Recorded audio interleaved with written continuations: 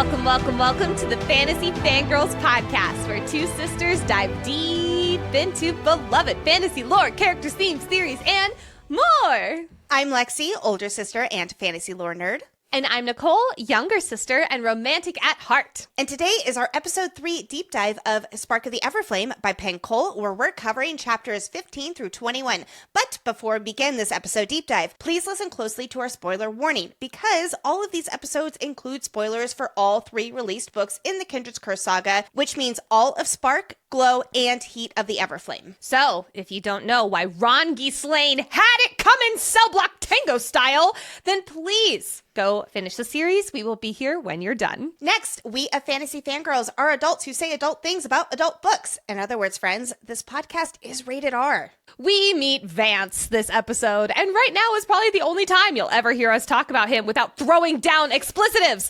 But still, please do be mindful of those little listening ears. Additionally, we are so excited to see you at upcoming live events. I will be interviewing Rachel Gillig, author of One Dark Window and the upcoming The Night and the Moth in Denver, Colorado this weekend on May 25th. We will be featured guests at Enchanticon in St. Louis, Missouri, August 15th through 17th. Then we will be at the Everflame Ball along with Penn for the first ever Kindred's Curse Saga Ball on August 30th in Castle Rock, Colorado. We will also be back at the Dragon Gauntlet in Boyne City, Michigan, September 12th through 13th. Then Romantasy BookCon in Orlando, Florida, October 23rd through 25th, where we are interviewing Rebecca Yarros again at Disney World. Check out our website or the links below for more information to all of these events. Last thing before we jump into the Spark of the Everflame, episode 3. If you love Fantasy Fangirls and want more events, more content, more community, and just so much more all around, please check out Fantasy Fan Club. We have 3 membership tiers that you can join. Number 1, The Descended, which includes access to our Boppin' Discord, live Q&As from Lexi and I, a book club, exclusive author interviews, community events like trivia, promo codes for live events, plus exclusive designs and 20% off all merch. That is for $6 a month. Or you can join the Royal Family, which includes everything from the Descended level, plus early access to ad-free episodes, our full episode outlines, special voting privileges. That is for $10 a month. And last but not least, we have the Crowns Council, which includes everything from the previous 2 tiers, plus more behind the scenes content, a welcome gift from Lexi and I, giveaways, a private Discord channel named Kareel, and it is so fun. I love that channel so much. And your name is shouted out on the podcast. That is for $25 a month. Join the party at fantasyfangirls.com/fan club. The link is also in the show notes. And really and truly, friends, thank you from the bottom of our hearts for supporting us as we've turned this podcast into a dream come true. It's all because of you. And now it is time to join the Guardians of the Everflame. To start off every episode, Nicole does us the honor of summarizing this stretch of chapters. So gather round as we consult with our royal advisors to discuss what happens in chapters 15 through 21 of Spark of the Everflame.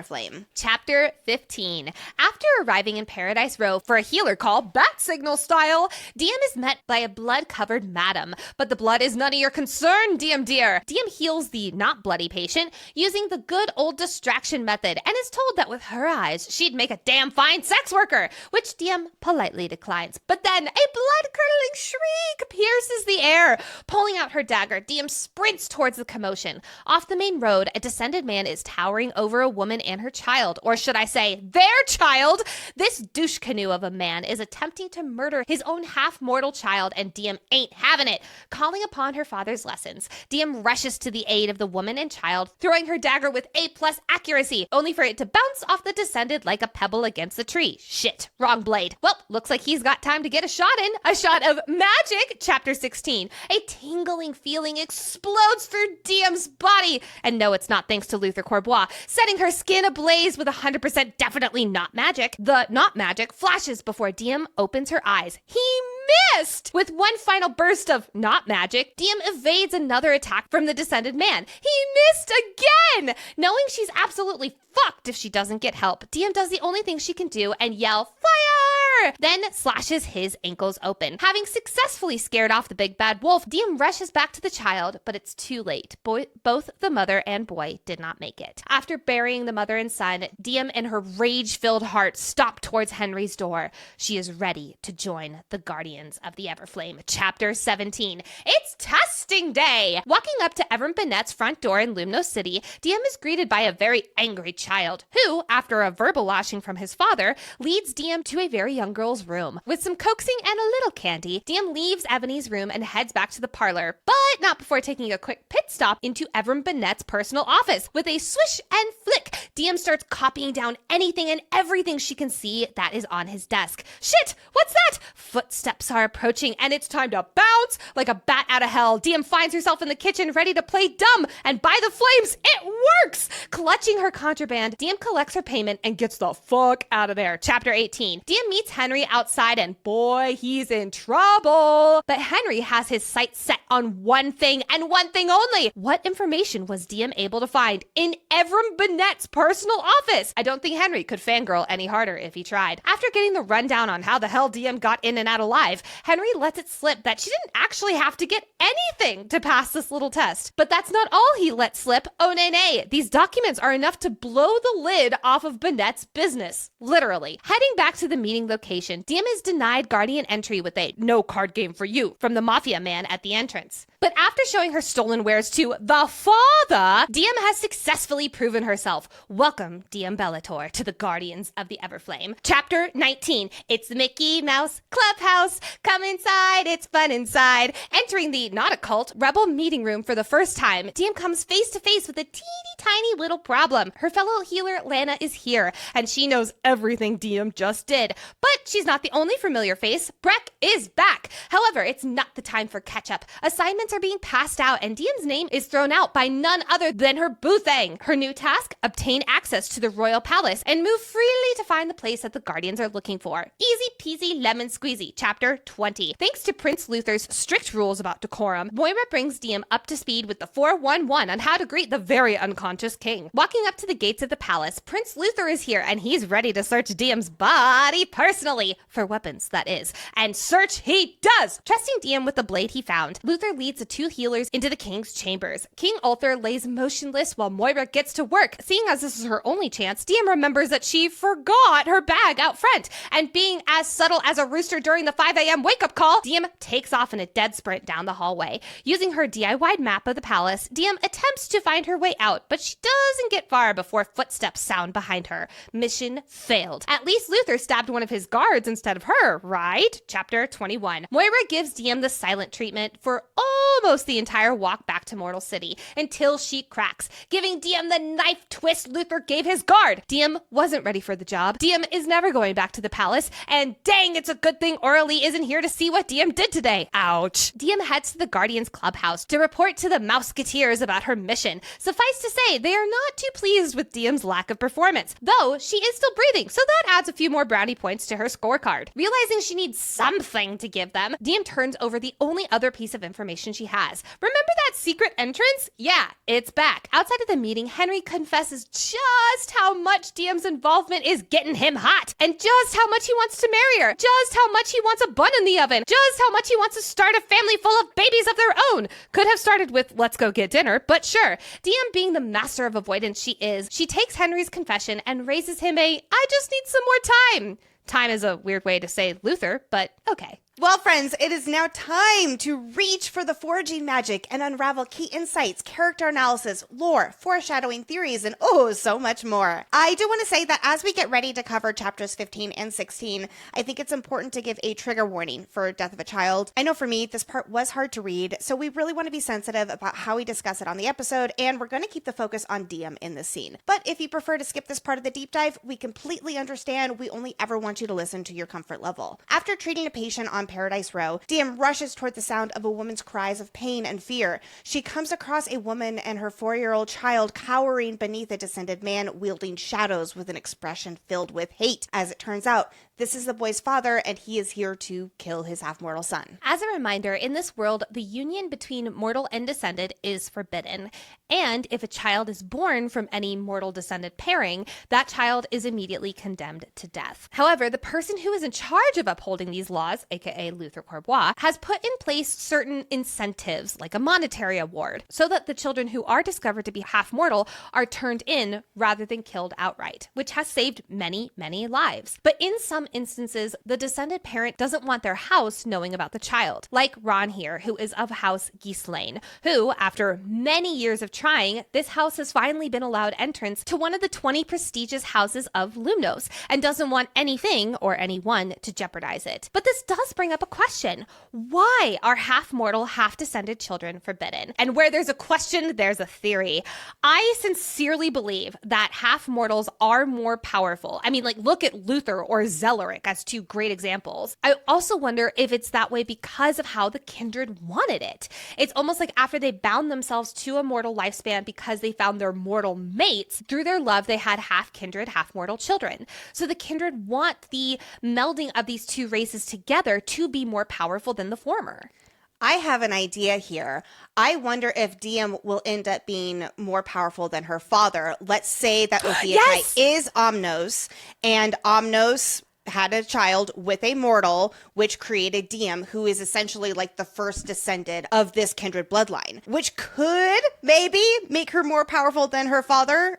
I don't know how that would be, but yeah. No, I think you're 100% onto something. I see the kindred based off of what their goals were for the melding of the descended and the mortals in Amarian. I see them wanting every single generation to be more powerful than the previous one. So I think you're 100% onto something. But then I think it was discovered about how when a child of a mortal and a descendant is more powerful, the descendant didn't want the mortals getting too much power, or at least to power in their bloodline. So they outlawed half-mortal, half-descended children so that they didn't overpower, the great descendants themselves. I definitely believe that the half-mortals are also more powerful, like you're saying here. There was also that luminous girl at the Umbros Inn who is very powerful too, despite being so young. The Arboros crown as well, she's half-mortal too. There's just so many half-mortals who are more powerful than most descended. And I love that theory about how that's really what the kindred wanted to embody and what they stood for. We also do know that no matter what, the kindred blood will always overpower. So I assume even someone who is like 1/16th descended still has colored eyes and magic because their descended blood always triumphs. We will learn in Glow that these progeny laws was actually King Ulthar's compromise to not banning the mortals outright. So I'm leaning toward these laws are maybe not put in place because the half-mortals are more powerful, but because the descended are just really scared of having people with that power who are, I'll say, outside of their control, Yes, that's exactly it. Seeing this gut-wrenching situation with the mortal mother and child and the descended father about to play out, Diem chooses to fight this battle. She has been on the verge of boiling over.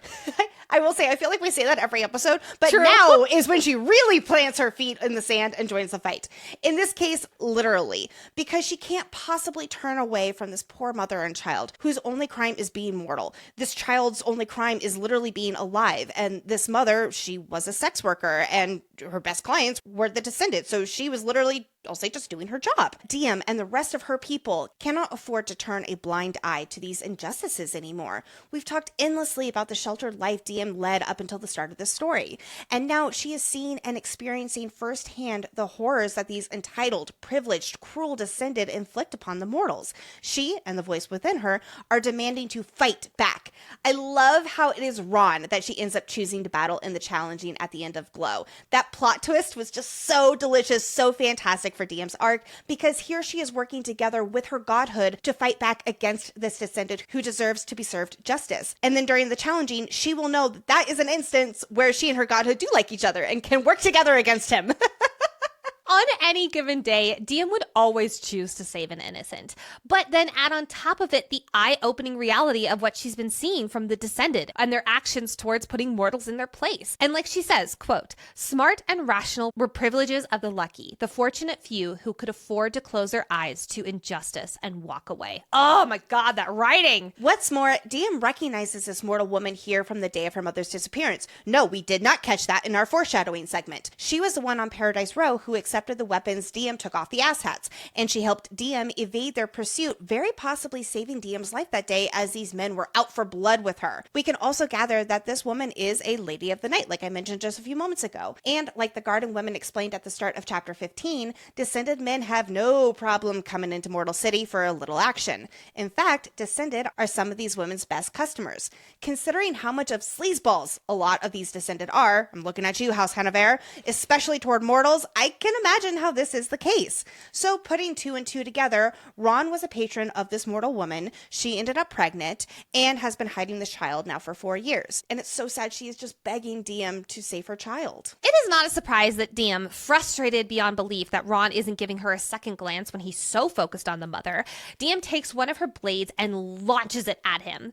What is a surprise is that she launches it towards his neck. She was going for a kill shot.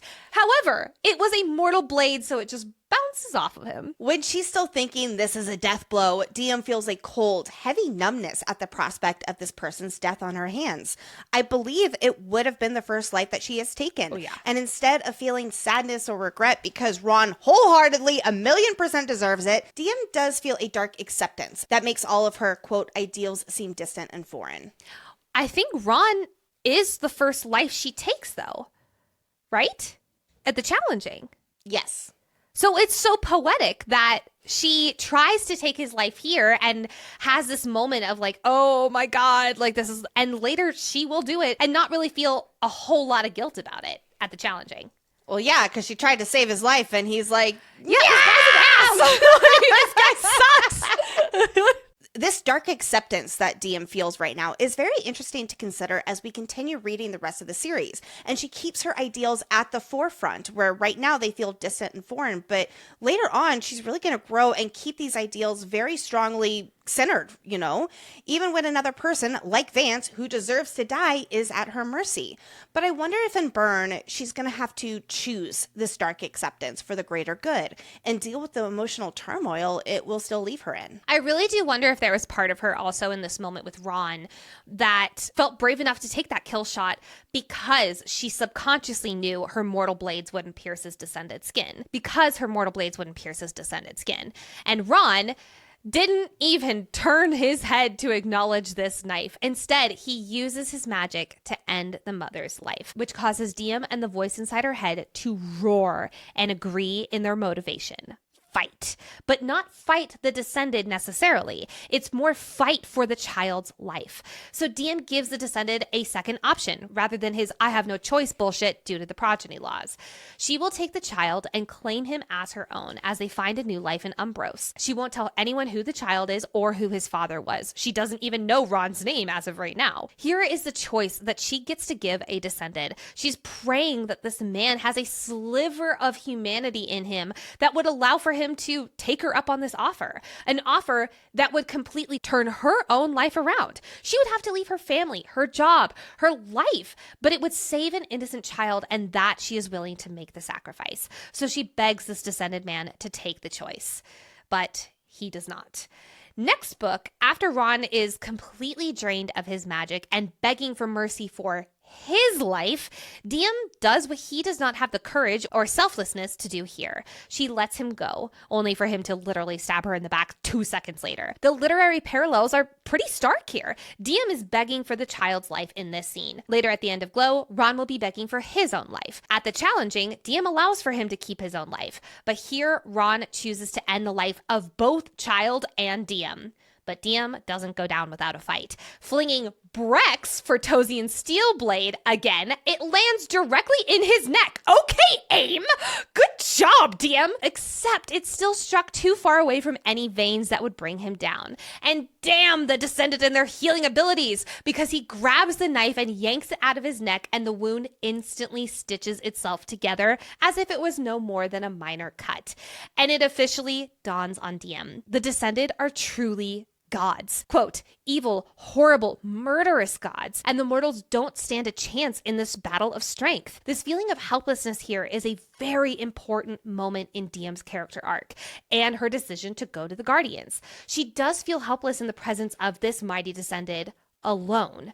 But Diem knows a united group of mortals might stand a chance against the strength of these godlike people if they work together. Shoot, I mean, that's when she forms her plan to yell fire in order to get others' attention and draw a crowd over here. Not necessarily to fight against this descendant, she knows better than to assume that they'll do that, but to have witnesses to what he is doing. Ron turns his shadowy spikes on Diem, where they hover in a lethal halo around her chest. Despite the voice within her demanding to fight and be unleashed, Diem recognizes that this is her end, and she begins accepting death. She has nothing but her own skin to protect this boy, and the hope of leaving this world with a little peace as she recites the forbidden mortal religion's rite of endings. Yet when Ron strikes her with those shadowy spikes, it only sends her skin ablaze and tingling explodes within her. His power doesn't do anything to her. She's still keeping the boy huddled in her arms. She's untouched and still keeping the boy huddled in her arms. So what, Ron, did you miss here? Even he can't believe this. He's stunned. He's like, but I hit you. But no, he must have missed. So he shoots shadow arrows at her. And while the darkness surrounds her, Diem feels that same icy tingling. There's another blinding glow. And Diem's fine. Dang, dude, you missed again? What are you, like a stormtrooper here? Jeez. I will never forget reading this for the first time and being like, and naively, I was like, he must have missed. Yeah, and the wolf got spooked, huh? Yeah. But this is a reread, and we know better. Diem very uniquely can absorb Descendants' magic. Their powers don't do any damage to her, and in fact, magic directed at her only strengthens Diem. So in fact, if she was, I'll say just a Descendant, and Ron used his powers here, they should have worked. No matter what, whether she's mortal or Ascended, this should have worked, which is like a, what the fuck is going on here? Which brings us to our favorite game. How Dulu is Diem. Oh dear, girl, you admit that there was no chance those arrows wouldn't hit you. And even for his first attempt, let's go with sure. Diem's not familiar with Descended magic, so maybe there's the tiniest possibility he missed. But that tingling she feels, and the blinding light, and the fact that it happens again when he is convinced that he hit her, Diem, you get a 4.5 for this Delulu rating. Okay, I was originally going to dish out my first 5. Me too. But I actually decided on going with a 4. It would be way lower if this only happened once. But the fact that it happened twice and seeing the arrows heading towards her, that's a hard thing to mistake. But in her defense, the reason that I docked at a point is because even among the Descended, this is fucking impossible. So she doesn't even know this type of power exists. She barely knows the Descendants' power exists. That is true. So I'm going to give her, I'm trying not to talk myself into a 3.5 because I want to give one answer and actually stick with what I say. So I'm going to give it a 4. All right. I am sticking to my 4.5 with half a point subtracted because, again, it is something that even the Descendant haven't seen. And Diem, you are really running out of excuses. Oh, she is. There's a moment later that will definitely not be a 4. Let me say that. Honestly, Ron is just as stunned as Diem is in this instance. He can't fight her because she just absorbed his magic like she was a sponge and it was nothing. And neither of them understand this weird new magic thing. He does understand that with the new growing crowd following her call of fire, his time to act is over. So this asshat flees, but not without committing Diem's face to memory and not without Diem getting a nice cut in around the ankles. But sadly, there were no victors today in this fight. As Diem turns towards a child, she realizes that he is dead, and Diem hits her last straw. Hearing about the injustices in the world is a regularity in Mortal City, but it wasn't until the last month or so that Diem had fully began to experience these injustices firsthand.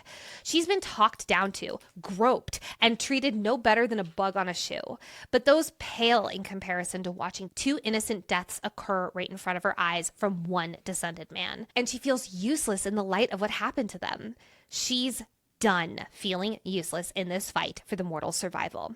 Prior to this Paradise Row visit, Diem was starting to itch to do something, but watching this fight play out changed something fundamentally from want to do something to need to do something. She has to fight back to make them pay for what they've done, and not just for their murder. They took over mortal land. They changed their school systems. They oppressed them, and now innocents are paying the price. She is done waiting. Diem has always prided herself in being a skilled healer, and so much of her identity is tied to it. Yet now that she is driven to fight, she feels like healing is reactionary. It's passive. She can't wait for someone to get hurt before she's useful. She needs to be proactive and protect the innocent before they need healing.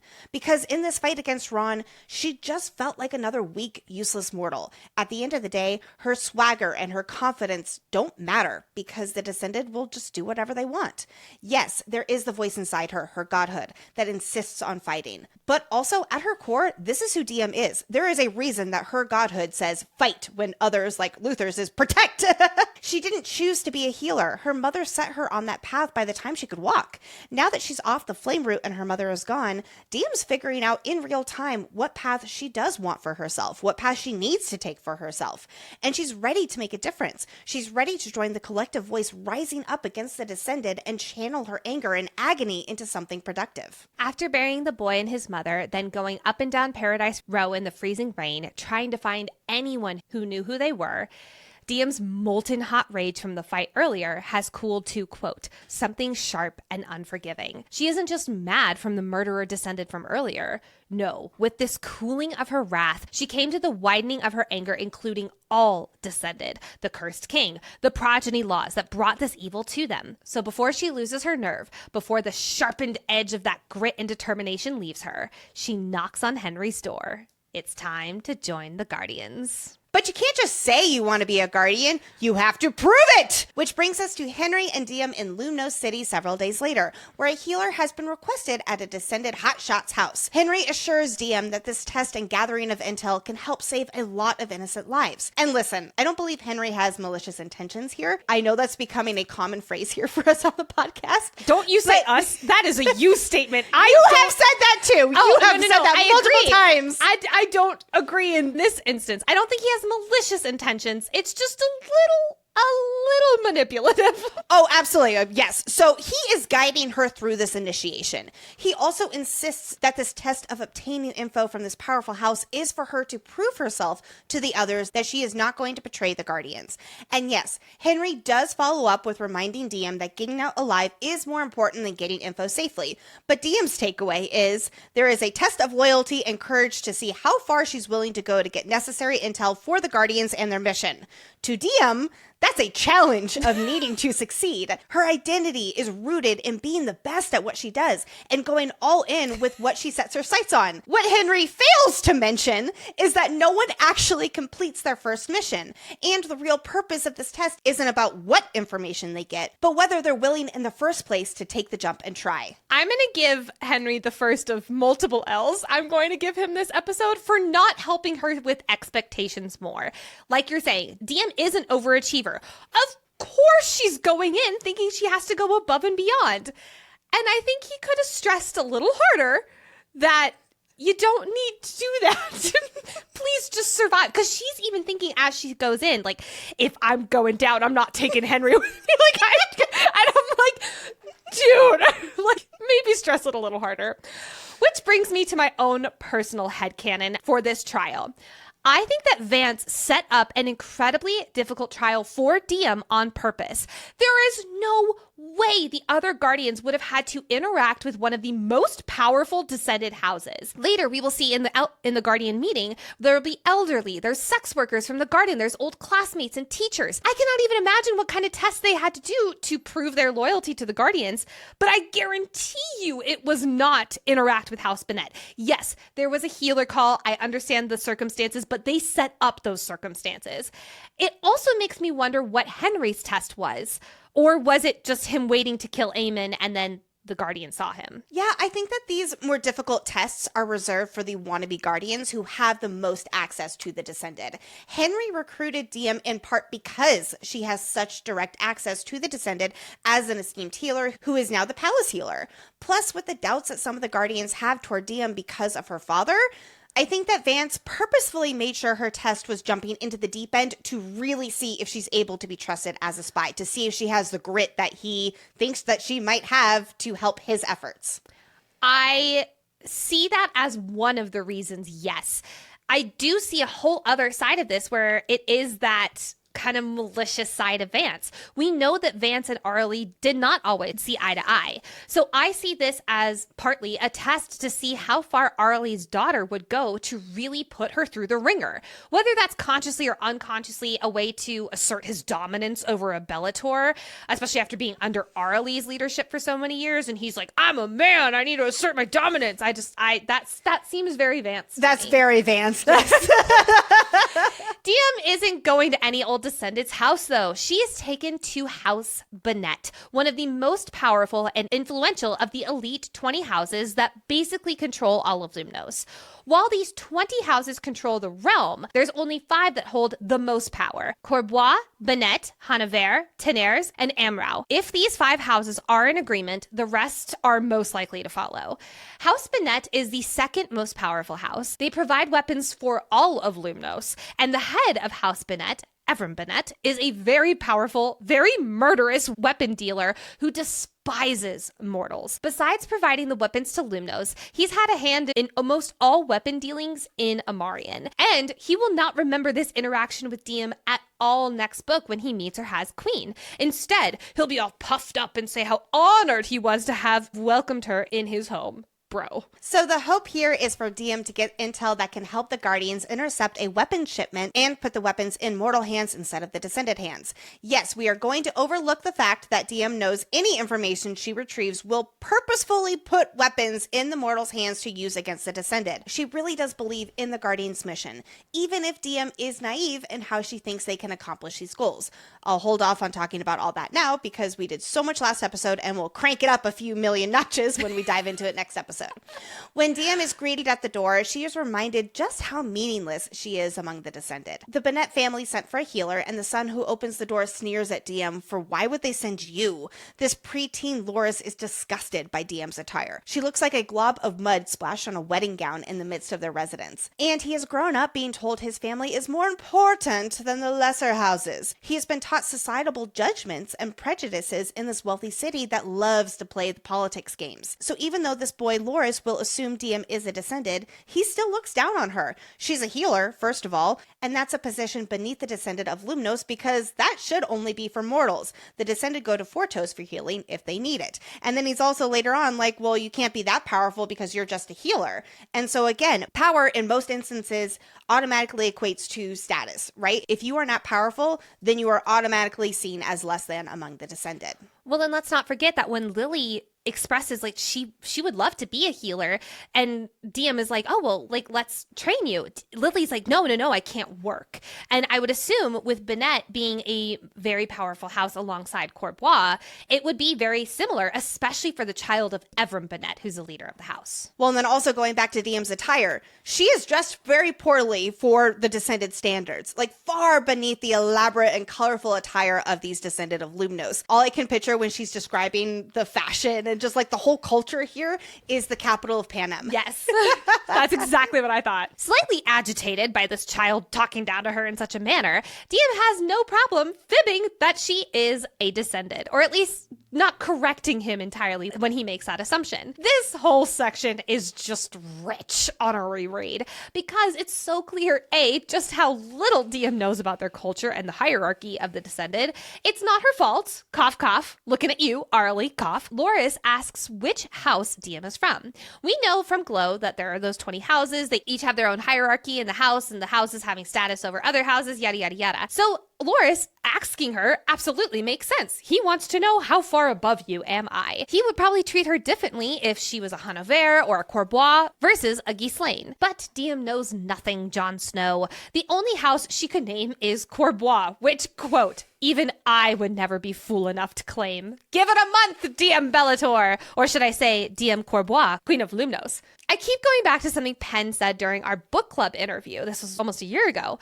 One thing that interested her in this story is what would happen if the absolute worst person for the job of the crown was selected. And that person is Diem, with her intense lack of knowledge on how the other half of Lumnos works that she will be ruling over. Luckily, Diem uses her wit to her advantage when her knowledge of the Descended just utterly fails her.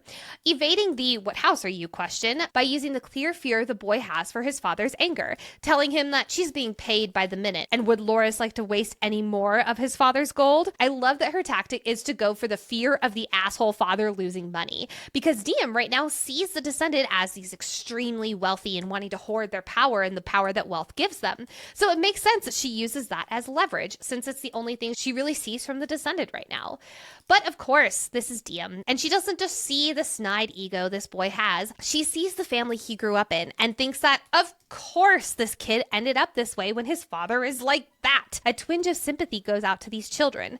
They weren't born with this "I'm so very important" head on their shoulders. It was taught to them from the actions of their elders, who were probably taught from their elders. Generational ideologies will be a big theme in especially Glow and, of course, the rest of the series, and I just can't wait to explore that. How this younger generation's hope for a better future motivates them to fight for change, and Diem is really a spearheader of that, as she recognizes this nature versus nurture, right? So I can't wait until she really finds her people in Glow, and they band together to find a better way for this world. She doesn't see people act a certain way and then immediately decide to hate them because that's who they are. She always subconsciously asks, why are they the way that they are? And she reflects how she is fortunate to have had a family who loves her, who taught her what a happy marriage is, who taught her what unconditional love feels like. These children clearly do not have that, and it's not their fault. Therefore, why should she hate them when it's the system and the environment that they're molded in to make them act this way? As we see Loris hold his little sister's hand later, when he's wanting her to be brave, there is that loving, caring heart within him at his core, and it's only when he feels safe enough to tap into it. Oh, Loris. Once again, my mama heart grows 3 sizes when Diem interacts with Loris's young sister, who is the Benette child needing a healer today. As Diem gets to the bottom of what caused this rash, she learns that a woman gave this little girl flowers while they were out in town. According to Henry, emphasis on according to, the timing of this house call at a very important, powerful, descended family's house is just a blessing from the old gods. After all, the guardians figured out the young daughter was ill because they have eyes on all the key descended, just in case something like, this happens. But when Diem presses and finds out from this young girl that it was a mortal woman who gave her a poisonous plant in Lumno City, that's when Diem's nagging suspicion levels up to fury as she puts 2 and 2 together. Guardians set this up for her test. They purposefully poisoned this little girl so she would require a healer, aka Diem, for the rash and other side effects. And yeah, Diem would never believe it now, but we will find out Henry knows all about this when he sends her in. I will be talking about that more soon. This flower called Deathshade is lethal if ingested, but if touched, it gives you a rash and other minor side effects like a sniffly nose, a little bit of a fever, and watery eyes. So yes, it is a very good thing that this little girl did not ingest the flower. You all, I have young children. Do you know how easy it is that would happen? But even Henry will brush this possible risk off in chapter 30 when he argues that the Descended have killed thousands of mortal children. As he says, quote, "If one spoiled Descended child has to have a mild rash for a day so thousands of mortals could live, how can you say that's not a price worth paying?" Henry. He's fully lying to Diem when he tells her the timing is a blessing from the old gods. No, it's not. He knows that this was the Guardians doing this to get the little girl the Deathshade flower. And I think he believes he's not lying because he's like, well, the Guardians are working from the old gods' intentions. Henry! L, big ol' L. He also knows that Diem would not say yes to this. Like, she even is like, I would never have agreed to this otherwise. And he's like, yeah, I know. I know. That's kind of why I lied. Diem even thinks about how she knows Henry's heart, and he would never condone such a thing. We've talked so much about how Henry loves the old Diem, and we'll talk about it more this episode. Well, Diem, you know Henry, but you know the old Henry. He has changed. He's angrier. He's harder, not in the fun way. And he's been molded by his own environment and those he spends time most around to be more aggressive in these types of acts. He doesn't view them as heartless. Instead, he sees them as the Descended are finally getting a taste of their own medicine. You do not know his heart right now. He would do something like this, but she believes so wholeheartedly that he hasn't changed changed, just like he believes so wholeheartedly that she hasn't changed. With cream to treat little Ebony so she's feeling better by this evening, Diem knows that now is the time to spy on and stop the head of this family who does terrible things. So, after her patient falls asleep and no one else is around, Diem sneaks into his office. Pause for a quick moment, because the fact that Diem is unattended in a descended home and even able to sneak into this office is unheard of for a mortal, for a descendant outside of the family, for a healer, for anybody. And she uses it to her advantage. She switched from her healer mode to spy mode, to polarizing identities in a tug of war as she'll continue figuring out her morals later on. But for now, let's find some intel. While creeping around the desk, Diem sees stacks of documents, ledgers with unfamiliar words or confusing numbers. But after rifling through some stacks, she notices a map of a large armory. Yes, we will come to learn that this is the armory in the palace. So large and in charge indeed. She will also find a ledger of all recent buyers and copy several pages of their names. I mean, from a Guardian's point of view of fighting this war, I understand completely why they're like, holy shit, you got the jackpot. They now have a highly detailed map of the Descendants' largest weapon storage. Later, the Guardians will blow up this very structure, killing, both through the blast and through straight up murder, many Descendant guards unwatched and destroy many of Evrim's weapons that will set him back months. The Guardians will also take quite a few of his weapons as well, and that's going to be really beneficial for the Guardians. Unfortunately, it is Vance who will have these weapons. And then Ophiuchi. Yes, exactly. Then she also gets this list of people who have bought Descended weapons, aka she now has a list of people that the Guardians can target. Again, from the Guardians' perspective, this is a slam dunk. Oh, no denying this is a slam dunk for the Guardians. It's how they'll use this intel that Diem will have a problem with. Vance will lead a group that blows up an armory and kill Descended who are literally just there doing their jobs. But intercepting shipments, like Henry originally led with for this mission, is in the safe zone for Diem. Because to her, she's thinking about what the Descended lose, which is like property and, things like weapons, versus what the mortals gain and the action that they take in order to do so. Diem getting this intel is why House Benette is so very, very, very high on my list of suspects for Andre's murderer. Which brings me to a theory we're probably going to revisit multiple times, especially through Glow. What if Evrim Benette suspected that Diem is the one who stole these blueprints? We will see in Glow just how furious he is with the mortals, and when Andre speaks up during their meeting, Evrim is even more livid and ends the meeting with him threatening to challenge her. Taking Diem's father out is a damn good way to ensure that she's absent as a ruler while she's mourning, and House Corbois would look weak. I definitely see where you're coming from, and I do believe that House Benette is a top contender for Andre's killer. I don't know how they would put together that Diem stole the blueprints, though. Yeah. And I'm leaning toward they just hate mortals. I hate that. I think you're right. But I don't know. I loved last episode we brought up Breck as more of a higher possibility. And yes. I'm interested to see as we deep dive, especially Glow. Going back to other things that Diem learns from this office. Earlier, when Diem was walking with Loris to Ebony's room, she overheard quite the conversation from Evrim, learning that the last 3 shipments of weapons have been missing half of what they ordered. Most likely because the rebels are intercepting these shipments and stealing half of the shipments.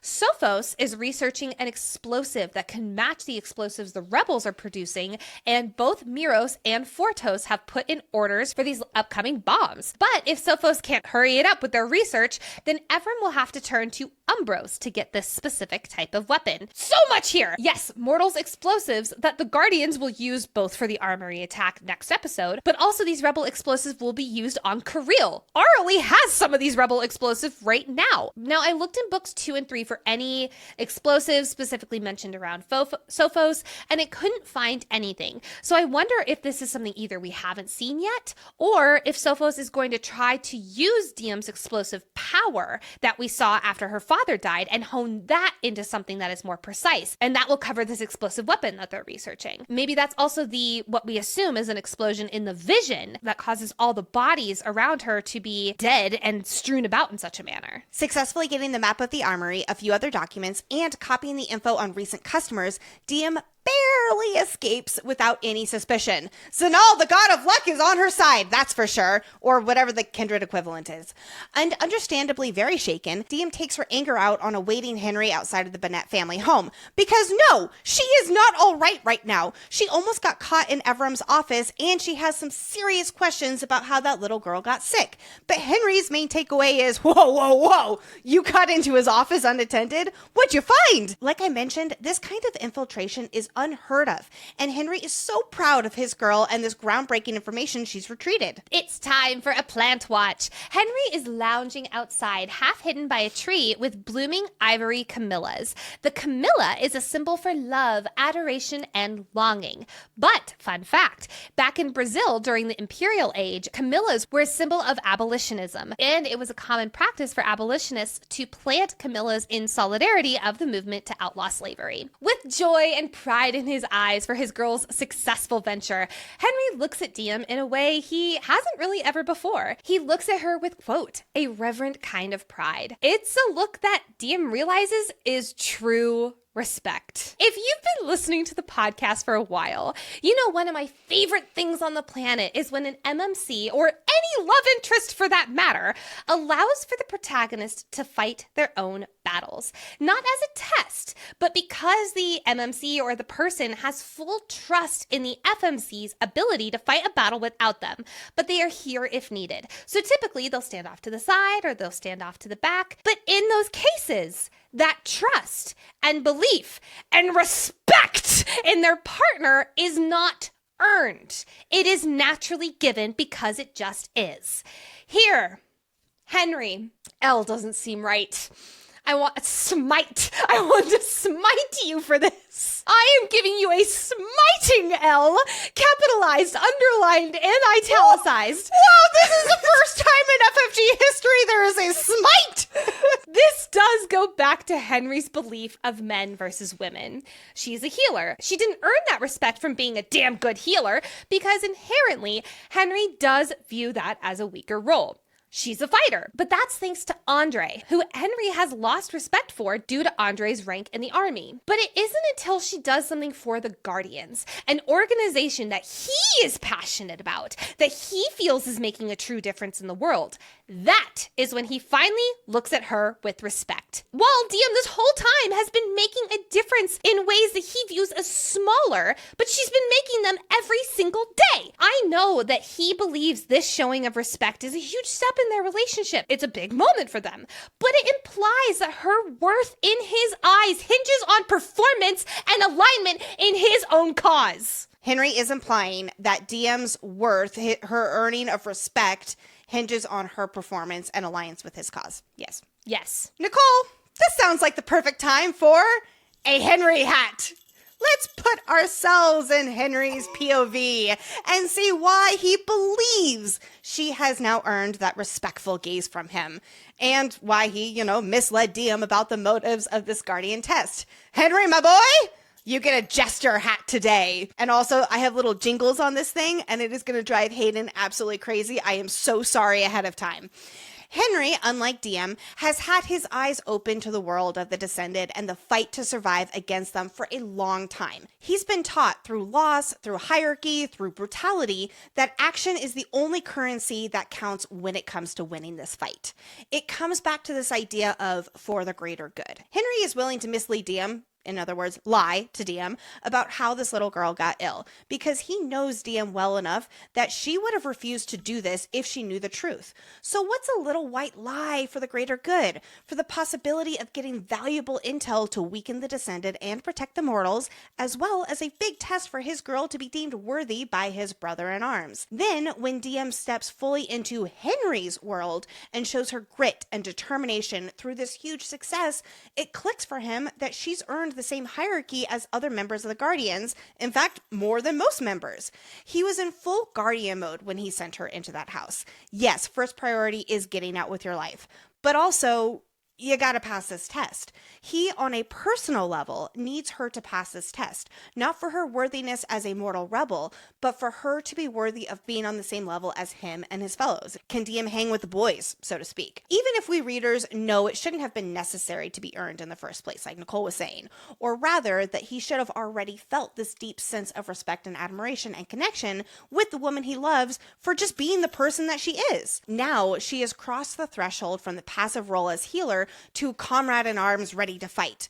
It's not that Henry's realizing she's only capable now, it's that he's finally recognizing her in the language he understands best and what he's most passionate about, what he has dedicated his life to. At the end of the day, we already know that Henry is going to choose the Guardians over DM. He has already chosen the Guardians over her with the disappearance of her mother and how he does know something about that and he has been lying to her. And this is a really big instance of when he is willing to lie to his girl for the Guardians, right?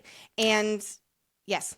Well, it's because he believes they're on the same side. He believes they're working towards the same things. And I keep going back to what Andre was saying about he always felt like he didn't need to know everything that RLE was saying because, that's just unconditional love. And that's kind of Henry's standpoint. He feels like DM shouldn't need to know everything in his life because he believes they do have that unconditional love. Yes, exactly. So anyway, I'm going to take the Henry hat off. I know we also weave this all in throughout, and then this is kind of the little cherry on top here. But anyway, I'm going to take my little Henry hat off. Bye-bye, Jester hat. The more we deep dive into Henry and DM's relationship, it really goes to this idea that he believes he loves her. But I do want to rephrase this statement ever so slightly because he believes he loves the idea of DM and who she is if they fight alongside each other in this battle. After all, that's what they've been talking about, albeit passively, for basically all their lives. They've spent countless nights talking about the horrors of the Descended and their reign and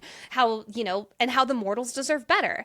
So when the opportunity to have DM alongside him no longer is in a passive manner with their hatred of the Descended, but it's instead in an active way, his mind almost convinces itself that this is where their match made in heaven lies. Naively, he's ignoring the signs that are right in front of him that A, her version of fighting back is very different than his, and B, she was worthy of your goddamn respect long before she joined the Guardians. She is worthy of respect because she is your best friend. She is her own person with her own skills. She is worthy of your respect because she's a fucking human being. So I do want to point out, it's not like he hasn't respected her previously, but it is now in a totally different way. She did say he looks at me with a newfound look that she realizes respect that she's never seen on his face before. Yes, and because I do think that it might be doing him a little bit of a disservice by just saying, he hasn't found her worthy before this and all that, because he has loved her. But now he is seeing her on equal footing with him and what he's doing with this fight with the Guardians, and yeah. He's loved her in a way of believing that of the two of them, he is the one who is doing something actively where she's passive. And now you're right. He is seeing her on that equal footing. Yes. Later on, DM and Henry come up to the back of a seedy, rundown tavern in Mortal City. Outside the door, a burly man sits on guard. I'm not gonna lie, I kind of love how truly mafia man this guy is, all the way down to his hat that's a little tipped off to the side. Which, by the way, Henry does slip and starts to say this man's name.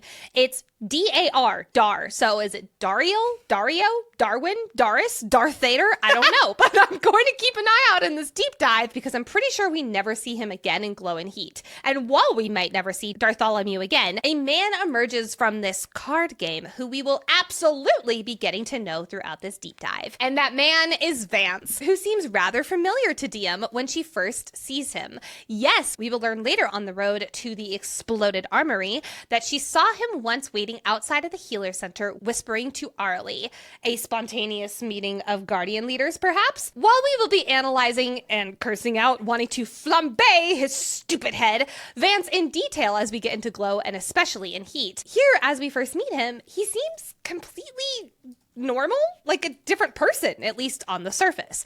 He's curious about what DM acquired at House Benette. He's defending her in some ways, and most importantly, he lets her in even with quite the pushback from his right-hand men, Francis and Brant. Which, pause, Men surrounding Diem is male after male after male, determining her worthiness to allow her in. And she hates it. Fairly. She hates feeling inadequate, and that is the vibe she is being given at this very moment.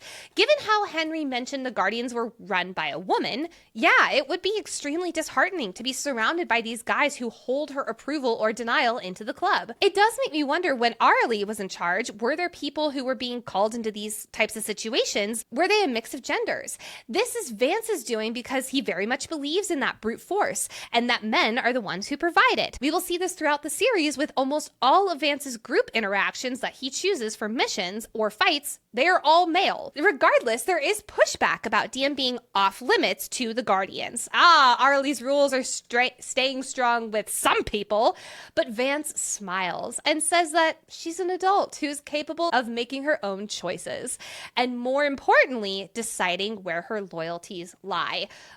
This is so coded, because on the surface, it seems like the loyalties of choosing to fight the cause versus stay oppressed, but in hindsight, he's saying that she can choose that her loyalties are not with Orly or not with her father, the commander, and instead her loyalty is with the Guardians. We have to remember that Orly made it very clear that Diem is off limits. She cannot join the Guardians. She cannot know about the Guardians. She is very, very sheltered from the Descendant and the Guardians. And so here, these guys are like, Vance, she's not supposed to be here. What are we doing here?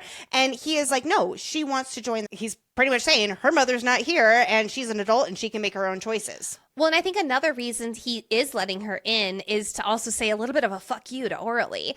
Apparently, I just believe Vance is the devil incarnate. It wouldn't be a stretch to say that Vance did not enjoy being Arlie's number 2 for so long, especially given that he believes she's not as strong, as worthy of leading, as that she's not as aggressive. So letting Diem in is a way for him to say, ha, take that, Orly. I'm in charge. I'm making decisions now. Like, fuck your orders. Yes. And I also think maybe that's just a bonus. He recognizes how useful and eager Diem is, how much of a fighter and go-getter she is, and he wants to use that to the Guardians' advantage. He's not about to turn down a great candidate who has I'll call it innocent career, a very trustworthy career as a healer with direct access to Descendant homes. There's also this moment during the meeting where Vance reminds everyone that under no circumstances are you to share the names or identities of your fellow Guardians. I think he's reminding everyone that because Diem is here, and he's like, no one fucking says anything about Orly. Got it? No one. You're not allowed. The fact that it takes her so long to learn about her mom being the leader of a group that she has joined is impressive. It's honestly impressive. Orly really, really made that very clear to everybody. Yes. I can just imagine her at the podium at the end of every meeting. And remember, the number 1 rule, don't share any Guardians' identities. And the number 2 rule, Diem is never allowed. Like, I just so see that perfectly. It makes me realize, too, Lana probably knew about her mother being a guard, unless maybe she did join afterward. I bet Henry recruited her. Oh, I bet you anything Henry recruited her. Pause, though, because there is someone else here in this alley before going into the card game. Something tingles against Diem's skin, and she feels a presence in the shadows in a nearby alley. Luther, my guy, you're here! Because he very much knows that the Guardians are here, and he knows that it's Guardians meeting night. Not as subtle as they think they are. Guys. Holy moly. You're right. I never picked up on that. But yes, he's like, at some point says to Diem, the Guardians are not nearly as sneaky as they think they are. I know, I love that line. Oh, it's so good. Now that she's allowed entry into the meeting, Diem is surprised that the Guardians are made up of more than just burly men, like the impression she got back in Fortos, and even this interaction she just had with Vance. There's plenty of women here, including people Diem recognizes, like a seamstress her mother knows. There's someone connected to her mother. A few sex workers. The trainee healer Lana, who came with Diem and Moira to help with the accident at the palace. Even a former classmate and her old teacher. Not only that, but there's children present too, as well as the elderly. All of this to say, the Guardians aren't just a bunch of tough men. It's a diverse community of people in all walks of life who hope for and are working toward a better future. Knowing that the Guardians have continued on in secret for generations after the Blood War, I bet it is deeply ingrained in some families to simply be a Guardian. I feel like I also love how this humanizes the Guardians' mission. They're not all like Vance who believe violence is the only way. These These people have been led by Orally, who might be willing to sacrifice a lot and can be cold and calculated when she needs to be, but she does not believe in brute force and aggression first, like Vance. From both the outside interaction and inside this meeting, DM is starting to notice a pattern. Everyone is called brother or sister, with Vance being known as the father, and the female leaders as mother. Oh, the irony that Orally is mother here and mother for DM. And while Henry is insistent on this group definitely not being a cult, there is quite a history of this type of language being used in cults and also in religious movements. This is used to strip away identities, which we see outside the meeting where they're only referred to as brother or father, versus inside the meeting, they're called sister name, like sister DM. But this type of hierarchy language around the leader is another way to signify them as the ultimate, or specifically with the father, the divine figure. Outside of the cult references, there are other reasons this language might be in place. For instance, calling someone brother or sister, it gives this immediate sense of family ties, which helps those who may feel like they've drifted apart from their family due to their involvement in the rebel cause, or they lost a family member due to the Descended. But it also fosters that loyalty, making it almost harder for someone to turn them in. It goes back to the collective voice of the many that we talked so much about last episode.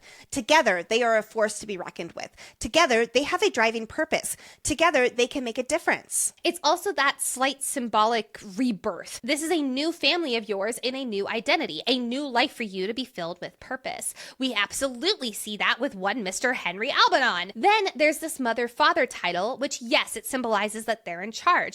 But as Mother Gothel said, quote, mother knows best. It implies that the mother/father has the highest level of wisdom. They are the caretakers. They are the protectors of this group, and others will obey them like one would follow a parent's orders. As the meeting continues, we learn about a previous successful mission. Quote, Sister Samira completed a high-risk delivery in Lumnos City. What kind of delivery? That was very cryptic. Was this delivery the flowers to Ebony? Or was it something to do with the reason Breck is here in Lumnos rather than in Fortos? Since he did have a weapons shipment, but that's really all we know since DM stopped listening to the meeting. I love those possibilities, especially the flowers one. I hadn't thought about that.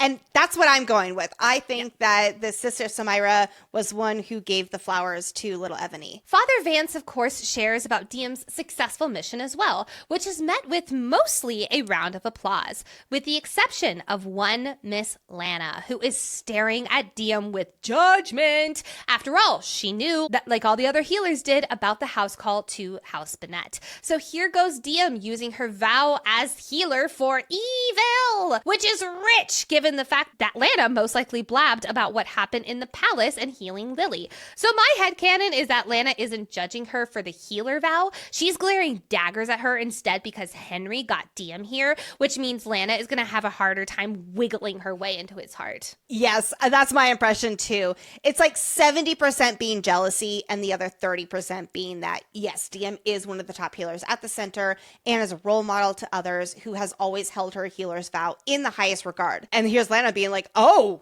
DM, wow, okay. I bet DM also has, maybe as she's teaching or as she's mentoring, she might have like really cracked the whip on the healer's vow is most important. The healer's vow is most important. So Lana's over here being like, bitch. Yeah, a little bit like, that's rich coming from you. Yeah. Well, because DM is already struggling with how she is using her healer access for the Guardians now. And it seems like Lana is not quite there yet, especially when we find out later that she did not give up the location of the secret entrance to the palace. Now, Lana is also a trainee, so she does not have the same degree of access that DM does. But there is that vow that Lana has upheld better than DM, and that is a big deal for DM to realize. Speaking of leveraging healer status for the Guardians, DM is torn between two emotions. Number one, she needed this sense of purpose for herself, and she appreciates feeling like she's good at this, being part of the Guardians, like she might belong here. Henry has a whole new sense of respect for her. He's proud of her, and the Guardians are impressed by her mission accomplished.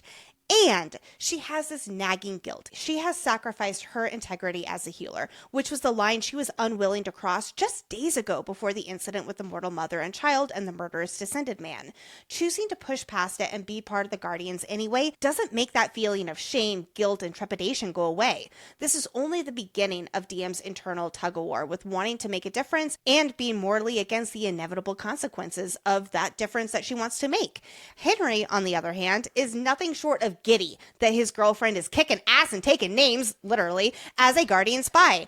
So when Vance declares that they need a guardian who can obtain access to the royal palace and find a way to move around the ground floor unseen, Henry's like, "That's you, boo!" Ah, yes, the mother of the Arborocell, who will meet in Heat of the Everflame, sent word that they have a big mission coming soon and they need help. In hindsight, this is Orly's mission on Kareel, and now they need to start figuring out how to sneak the Guardians onto the boats to the Sacred Island so they can see their mission through of taking control of the island. I don't think Henry knows that request to find the boats at the palace is for Orly, though.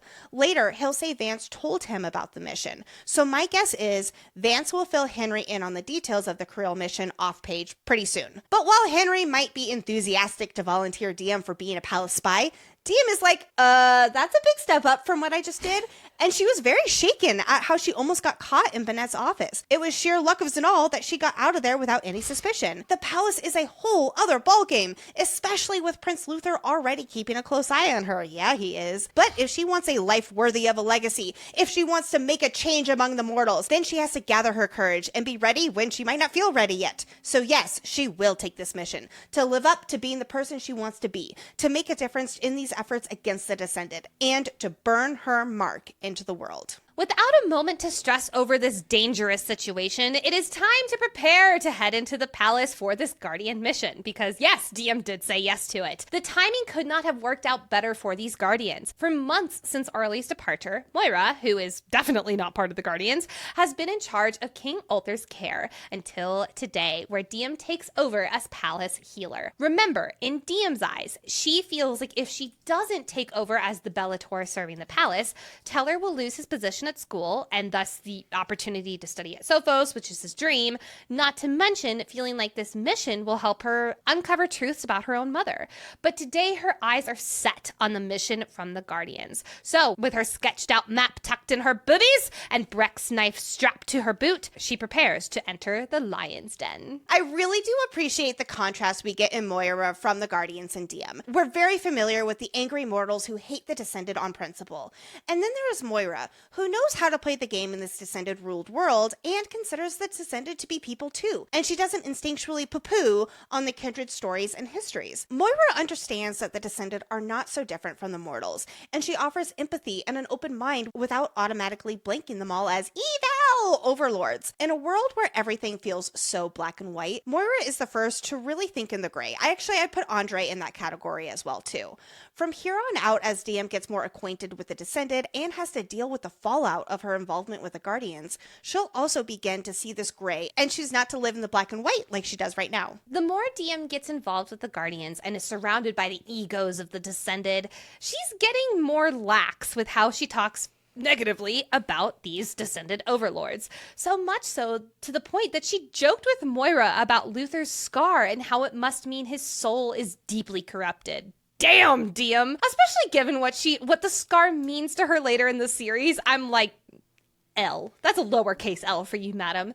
For someone who is so known for her judgment-free attitude with patients of all walks of life, I could totally see how Moira would be like, what the fuck, girl? But it just shows how deep DM is in her prejudice. She's putting almost all Descended into this box of bad, not unlike Vance and Henry do.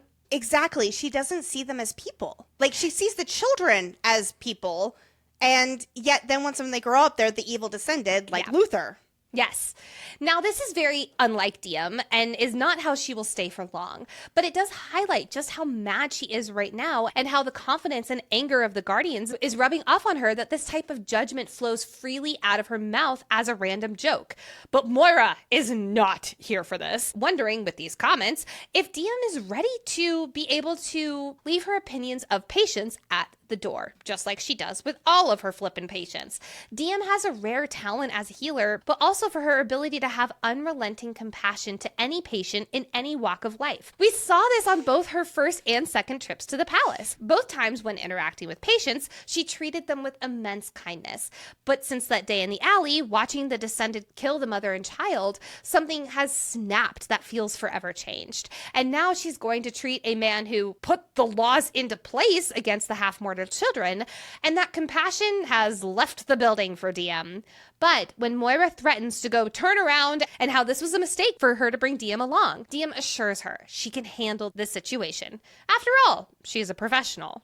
The way I see it is that Diem wants to be able to handle this situation for all reasons except knowing she has to treat the descended like fellow people. She needs to keep Teller in school. She needs access to the palace for the Guardians. She needs to learn more about her mother's disappearance.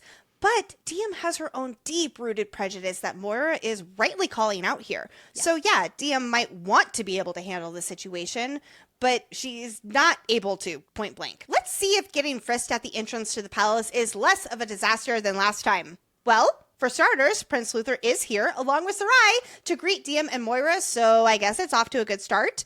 And Diem did not bring her twin daggers like last time, as she hopes to avoid attention during this visit so she can do her stealth mission for the Guardians. But still, gotta have Breck's blade, the one weapon she has that can actually help her against the Descended and keep it hidden. Unfortunately, it's the same guards as last time, and they're definitely not going to let Diem's attitude from her last visit slide. Guys, you did not learn your lessons, and Luther is right there. No way will they let a mortal woman get the upper hand on them, though. As far as they're concerned, there is no lesson to be learned, even after the show of power that Luther said last time. So the guard still squeezes Diem's ass, aggressively rifles through their bags and such. Seeing the guard's hand squeeze tighter with Diem's flinch, this fuck. Luther steps in to handle the search from here. Good job, my boy! What's even better is as his hands drop to hover over her hips, he asks, quote, "May I? We love a man who asks for consent! Gold star, Luther Corbois, 10 out of 10, no notes." With her consent, his hands start at her wrist, kneading up her arms like he's giving her a little massage. So he can feel anything and everything hidden under her tunic for one reason. Then he goes down her spine, splaying wide at the hollow of her back, thumbs moving in slow circles up and around her ribcage. Then he gets onto his knees, fingers caging her leather pants around her inner thighs. His hands move down her legs to her calves. I'm not breathing! But then his fingers brush along the top edge of her boot. Shit! He felt Breck's knife. She made sure this man knew she left all her other blades at home. So this looks bad that she's trying to sneak one into the palace. So Luther totally arrests her right now, right? Nope. He raises to his feet and tells her to follow him. On a first read, this can feel very much like a what the fuck moment. Does he find her that attractive that he's letting, her loose with weapons to go see the king? And the answer is no. Like we've discussed, he does put a lot of trust in Diem because of the vision that was sent to him by Mother Lumnos about the gray-eyed queen he would protect and serve. But there's a new angle I also want to pull in here, because in the Burn of the Everflame sneak peek chapters, which yes, there are 3 chapters out right now, the link to access them is in the show notes, we get from Luther's POV what's going on in his head during these trips to the palace. His godhood during these visits was chanting, quote, "Protect her, protect her, protect her." And he's convinced that this is Blessed Mother Lumnos sending him this message. If he were to say, "Hey, no weapons," he would literally be putting a target on her back. He wouldn't be able to usher her in. She would be in a cell, probably. This way, he's able to watch her and protect her best. Now she's ensured she'll have an excuse when she leaves the king's quarters, because, uh-oh, I forgot my bag, gotta go get it. I love this little exchange between Diem and Luther as they head to the king's chambers. She is physically drawn to his magic, again, because her godhood likes him. This leads her to ask questions about his magic. She genuinely doesn't know much about it or how it works, and she's an innately curious person. Also, being lured toward the magic probably makes her want to understand it more. On a subconscious level, she might even know that this is what she's personally experienced, like her hallucinations from all those years ago. While mortals are not allowed to learn about the Descendants' magic, Luther enlightens Diem and explains how the concentrated light and shadows work to create the tangible magic Lumnos Descended wield. By the way, he should not be sharing this forbidden information with Diem. But guess what? He knows she is not just a mortal, and he's helping her get a little insight into the powers he knows that she possesses. I also love how he explains magic so much. Diem might be naive about some things, but she is a healer and a very practical person when it comes to facts like this. And it's like Luther understands that about her and gives her as practical an answer as is possible to describe how magic works. Also, for me, being the lore nerd that I am, I love when magic can be explained like this. I love that you love that. I love the moment where he's like, quote, that Miss Bellator is why we call it magic. And it makes DM grin from ear to ear. Like, what a smooth talker. Oh, Meanwhile, I love that line because it's like, oh, like, it's such a great balance between tangible, logical reasons and then just magic. Like, you always need that nice balance in these stories. I just need Luther Corporal in these stories. I know. Walking up to the king's colossal chambers, which will be soon Diem's chambers, she sees her predecessor, King Ulthar, someone she's never seen before due to her mother keeping Diem home on days where he would come into mortal city. But despite being prepared for the state of the king, Diem is quite taken aback by just how surprisingly young he is, considering he's dying of the descended version of natural causes. After all, he seems to be around her father's age, so I'm assuming like late 40s, 50s-ish. We know that the descended live a long time, and even Ircel appears young and gorgeous when we know she's reigned for centuries since the Blood War. But as we got a small teaser for in Chapter 2 from Teller, recalling information from his Law of the Crown professor, which that sounds like a cool class, quote, sometimes the forging magic itself will decide it's time for the crown to change hands, even if they're young and healthy. This very well might be what's happening to Ulthar. The magic or the kindred themselves are ready for Diem to take up the Lemnos crown. Unconscious or no, there are some very strict rules that you must abide by in order to be in the king's presence. 1, you must kneel when you first greet him and wait to be told to rise. Number 2, you do not speak until you're spoken to. Oops. Number 3, you do not look directly into the eyes of royalty. Oops. Double oops. It doesn't take long for Diem to get angered by the fact that she, and more specifically Moira, are forced to bow for these two men who, in her opinion, have done nothing to deserve their obedience. So staring Luther directly in the eyes, that's rule number 3, she stands and her and Moira get to work on making the king more comfortable by coating his bedsores in salve and massaging his swollen joints. Their work here is not to heal him, but instead to make him as comfortable as possible since the sickness has weakened any healing abilities he had, slowing his healing rate down to that of immortals. But hey, you remember that bag Diem accidentally left behind? Gotta go fetch it! Bye! And without giving anyone the chance to stop her or let one of the guards go and grab the bag, she bolts out of the king's chambers. I'm sorry, I can't say this without laughing. Diem needs the park and rec don't be suspicious meme, but instead they're running like Jack Sparrow. Because girl,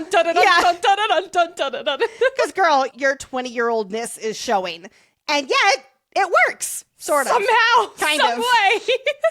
As she retraces her steps to get back to her bag that she threw in the dark alcove, Diem ducks into an unused office while a single guard goes straight past the door. This is exactly what Diem hoped and assumed would happen. Luther did not chase after her because she didn't think that he would leave Moira alone with the king, and there are only 2 guards at the door, and one has to stay there. So Luther sends the other guard to go get Diem, who she easily just evaded. Step 2, complete. Diem may be completely out of her element in this palace on a very dangerous mission, but she's got the swagger of a young, cocky individual. She's used to succeeding as a skilled healer and fighter. And yeah, our girl has a bit of an ego. A big ego. So at this point, she's like, hell yeah, I am so good at this. I can get into the palace. I can evade the guards. I can be a kick-ass spy. Diem orients herself with the map that she kept tucked away in her boobies.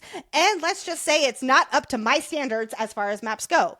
The only way the Guardians have this map in the first place is from decades of being in the palace as servants or tradesmen and reporting back. It only has a primitive floor plan for the palace's many wings and floors, but at least in the lower corner of the map, there is a door marked with a red circle that is supposed to lead to the underground canal, and that is what Diem's mission is today. Sneak into this underground canal and search for the boat for where a stowaway can potentially hide. Vance won't tell her why he needs this information, big red flag there, just that it's for Arboros' Rebel Cell mission. In other words, her mother's mission that the Arboros Cell is helping plan for the new Lemnos crown coronation coming some point soon. Her mother is currently on Kareel after Luther took her there on Foraging Day. She's planting bombs on the island and waiting for coronation. Then when the crowns return for King Ulthar's replacement's coronation, Vance and crew will be able to sneak into the palace boat and get to Kareel where Orly is awaiting so that they can take over the island after the bomb distraction. And yes, the Guardians and Arboros are also in on this plan, since their crown is sympathetic to their cause and helping them. I don't know if the Arboros Queen knows about this whole mission, but she's at least sympathetic enough where the Guardians are very, very active in Arboros. That's a good question. I can't remember. Maybe that's a phone a pen question we have for when we get to heat. Speaking of questions, do you think that Orally is the one who put most of this map together? I would think so. But that's also very interesting because she could fill it out completely, like very detailed, and yet it's still rudimentary. So that must mean that she has held back on the details. Ooh, intrigue. That might also be a question for Penn. Yeah. But then footsteps sound down the hall, headed straight for her, and for some unexplainable reason, she knows it's Luther. More like Diem is bringing that Gen Z energy and she's noticing that aura. Diem rushes behind a stone wall column, and while a little narrow, she still manages to hide herself from this. Now pause, I was wondering if here she's using like light magic to hide herself unknowingly, kind of how Alix uses light magic to basically render herself or others invisible. I don't think so, because her magic is not activated right now. Diem's not in sync with her godhood like she has been when she uses her magic. So I'm going to say she's not using That is a good point. I think that's very logical. I reached out to Penn and requested a phone a pen moment to see if this was a moment where Diem was using her magic. And for the record, everybody, Penn texted Nicole this because she went to go do the group chat and she saw that I had a green bubble. And if you send a video over from like an iPhone to an Android, it's not as good a quality. And she and Nicole made fun of me for having an Android. And Nicole's like, see, even Penn says you need an iPhone. So I have literally not listened to this video clip yet. Listen, listeners, if you can help me by getting Lexi peer pressure to get an iPhone, that would be great for the business. Thank you so Google much. Pixel forever! No! Regardless, here is what Penn had to say in regards to is Diem using magic. Hi ladies, it's Penn. I hear you have some very interesting theories on my books. I also hear you have a question for me. When Diem is in the palace on the Guardian's mission, she runs away and hides behind a pillar. Does she use illusion light magic to hide herself from view? The answer is no. I think that in my head, I imagine her sort of crouched behind this pillar with like one tiny little sliver of her sticking out where Luther can definitely see her. Even if he can't see her, I think he can definitely sense her with her magic. But I think he chooses in that moment to let her go. I think he's kind of just as curious as we are what she's gonna do next, because he just can't figure this woman out. What is she up to? But I think in this moment, at least, she is not using her magic. Hope that helps. Happy reading. Regardless on how she's hiding herself, Luther can absolutely feel her magic and apparently also just directly see her. I love that. And he knows where she is.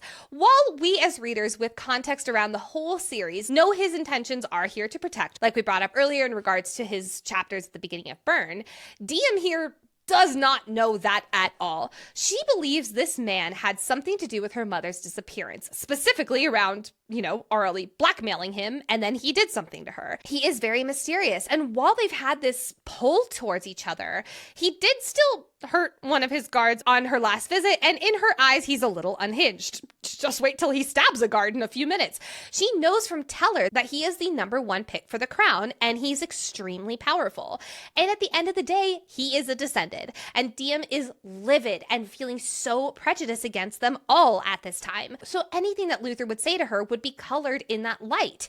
With all of that said, it makes total sense that when Luther is like, it's in your best interest to reveal yourself, or there's only so much he can do to protect her, that she's like, oh, hell no, I'm not trusting you.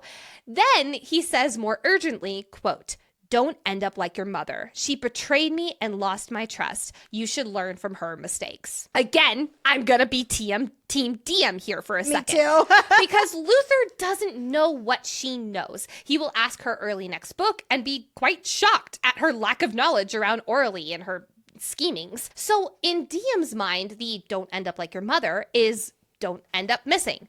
Don't make me have to punish you like I did to her.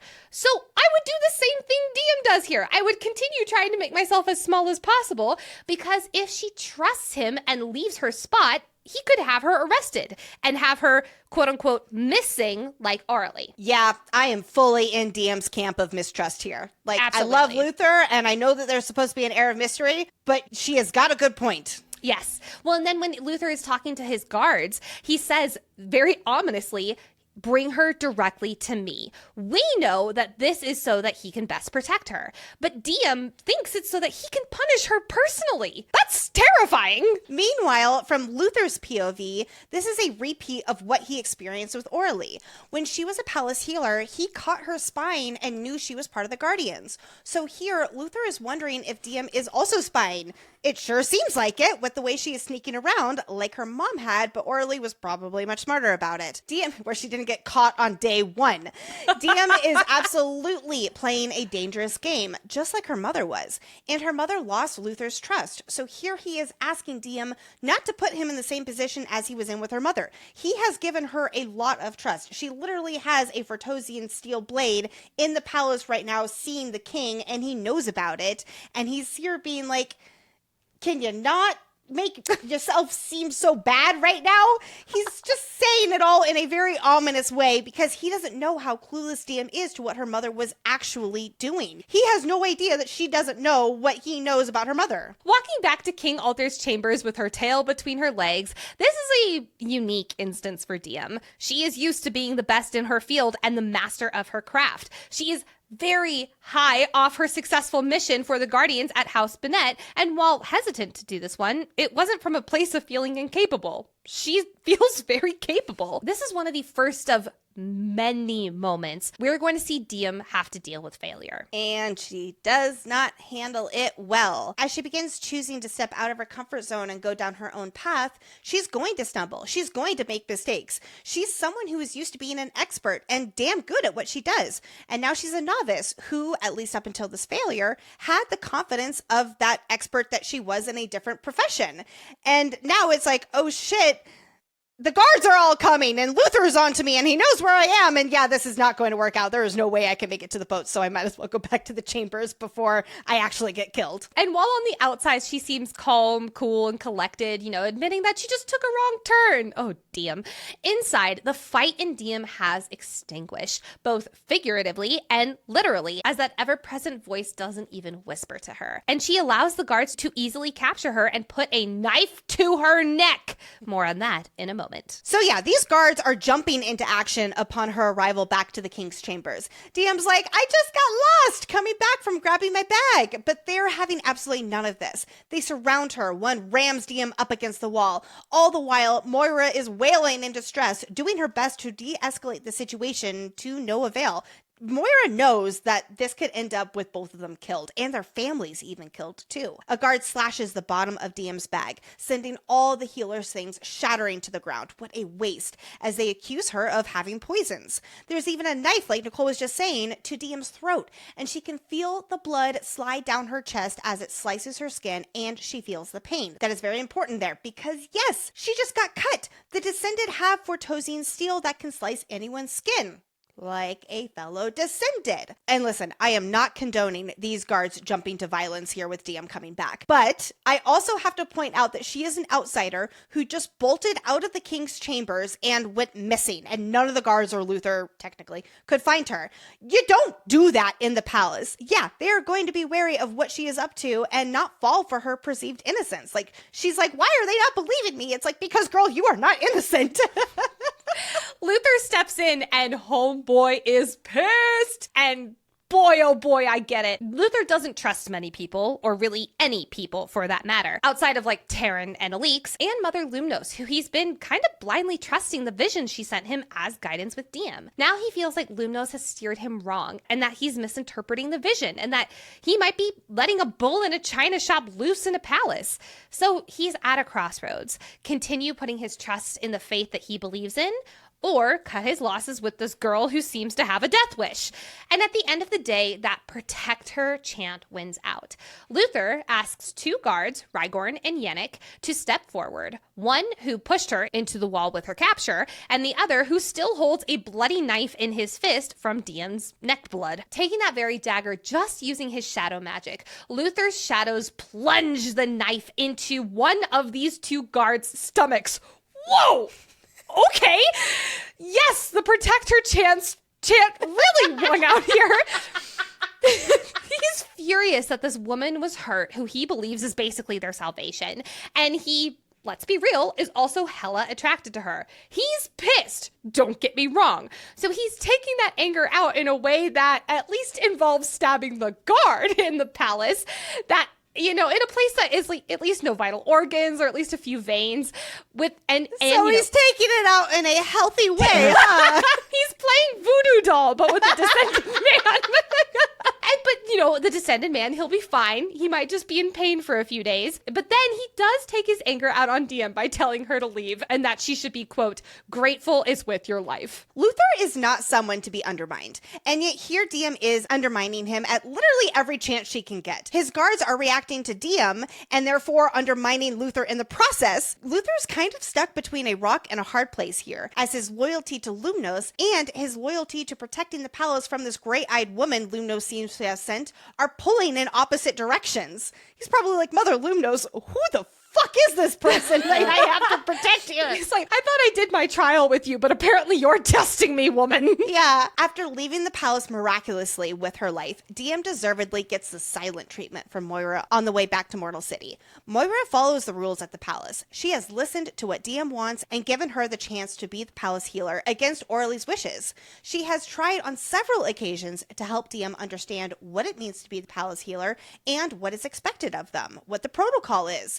And yet, Diem has taken everything Moira said and done the opposite. Diem has too much hate for the Descended. She's too rebellious and reckless to be trusted in the palace. And today's visit was the last straw. Moira is so disappointed in Diem's disobedience that almost got the two of them killed twice now. When, from Moira's perspective, there is no reason for Diem to act out the way that she has been. I am absolutely on Team Moira this whole conversation. She handles her emotions and delivers her scolding to Diem really well. Maybe that's the mother in me, like, praising how she scolds her, but it's true. Her words might cut deep, but Diem, you need to hear it, honey. Oh my gosh. And get a verbal smack upside the head. Moira goes on to really twist the knife. Quote, I should have trusted your mother. Orly knew you best, and if she didn't believe you could handle it, I should have respected that. Diem deserves this, but fucking ouch.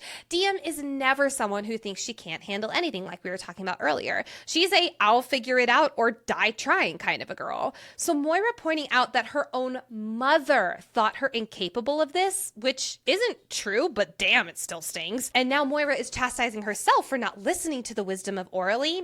Yeah, that twists the knife.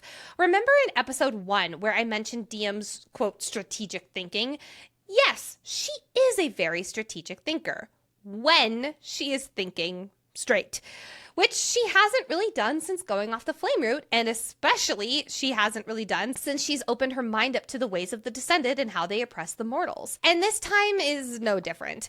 Diem's strategy was frantic. It was narrow-minded on the singular goal of getting to the place the Guardians wanted her to go. So when Diem, still with that frantic quality, tells Moira that she'll apologize to the prince because it's so important for Diem to be in this role as palace healer, it's for her brother after all, Moira cuts her off with a big dose of reality pie. If Diem was truly thinking of Teller and her family's safety, she never would have done what she did today. She put Moira at risk. She put the work of the other healers at risk. She put Teller at risk. The truth is, Diem was so zeroed in on the Guardian's mission that she didn't think of all of the consequences. She's thinking about the Guardian's mission more than she's thinking of her own family and what this reckless behavior could mean for them. And she's not the only Bellator female who does this. That's exactly what I was thinking. Because, Yep. yeah, oof. The way that Moira turns Diem's concern for Teller around on her is so fair. So fair. Diem has chosen obligations that are in direct conflict with each other. And it's like she kind of realizes it, but can't face that reality yet because it means she'll have to choose which is more important. And she can't choose. It reminds me of in Heat when Orly will say family always comes first, and it triggers Diem into an outburst because her mother actually always puts the Guardians first. This is Moira giving the same kind of smackdown to Diem. This is pre-self-aware Diem. She's telling herself what she has to make herself feel better, but her actions say something else. It's exactly like Orly. It doesn't mean that she doesn't care about her brother getting his education, but let's be real. She wants to be the palace healer to fight back against the Descended, to be a legendary guardian guardian and to make a difference. And that is taking priority, especially in her thought process and her energy and her actions, than being a good, obedient palace healer so that her brother can continue his descended education. Then Moira calls out an observation that Diem can't face herself. Diem's heart is not in healing. This path was chosen for her, as Diem has reflected many times. But even though Diem did not choose this path herself, being a skilled healer is Diem's identity. It's all she knows. It's a big source of her confidence and her ego. It's her connection to her mother. It's what she's good at. But Moira knows that just because Diem is good at being a healer, just because she doesn't want to complain about being a healer, doesn't mean that it's her destiny and what she personally truly wants for herself. Ultimately, Moira only wants her dear Diem to be happy and to feel fulfillment. But the problem is, not even Diem knows what would make her happy right now as she tries and fails to convince herself it is this life set out for her. I think it really brings to attention the comfortability versus happiness. She has a job, she has her family, she has a man who, on paper, seems like a perfect match. But comfortable doesn't always mean true happiness. Diem searches for purpose. She knows that she's capable of more, which is one of the reasons she joined the Guardians, believing that they would help her find that sense of purpose just like they did for Henry. But she doesn't feel like she's doing what she's made to do yet. And that's a really hard pill for Diem to swallow. When it rains, it pours, though, and Diem's misfortunes for the day are not over yet, because it's time to go talk to Father Vance and tell him about her mission. After again some trouble at the door from Bartholomew, Vance, Brant, and Francis, who are his two right-hand men, escort her inside to a table and ask how the mission went. Well, she managed to get away from the guards, she ran through the palace, and still came home in one piece because they let her go. Brant, specifically, is super duper suspicious of this because there's no way in hell someone could run through the palace and have no consequence. Him and Francis are absolutely like, there's more to the story here. Versus Vance, who leans back in his chair and smiles, looking at this mission as quite the success. Yes, she made it out of the palace alive, probably because she's a healer and they tend to be more trusting of them, but my Vance radar is up and running. I think he also sees a girl who's so unlike Arlie, who Arlie is more strategic and careful. Diem is reckless. She's an act first, think later kind of girl. He sees this reckless potential in her, and he thinks of wanting to explore it more, given that it's so much more his style. In fact, I love the moment where he shuts down Brant and Francis's questions with a quote, "We are grateful for the risk Sister Bellator took today, are we not?" Yep, you guessed it. Bellator is in italics. It's like he's reminding them, remember who this fucking girl is. Oh yeah, Diem might be reckless and not ready for another mission, but she's a spitball of fire who he thinks can be very useful. I absolutely agree with you that he sees the potential in this Bellator, but I also think he's excited to exploit her naivete. Diem is reckless, eager to please, and has access that no one else does. That's not someone you dismiss willy-nilly. He's playing the manipulation game with Diem here, and she is falling right into the trap. And that is not the last time I will say that on this podcast. But pause, because remember that knife cut from earlier when she returned to Ulther's chambers? A guard put a dagger to her neck so forcefully that, quote, "I felt a sharp sting and a trickle of warm droplets sliding down my chest." How interesting that now that same very cut is completely healed when Brant and Francis wonder how the hell she got out without a scratch. And Diem's like, I did get scratched. However, nothing is on her neck. But all she did was clean the wound after getting back to the healer center. But that slice was so deep that it gushed blood down her tunic. Now, was it the guard who nicked himself and that's where all the blood came from? No, because she specifically remembers that slice so painfully and so clearly. In hindsight, we know that this is because her strong skin got sliced and then the asterisk next to descended quick healing abilities came into place.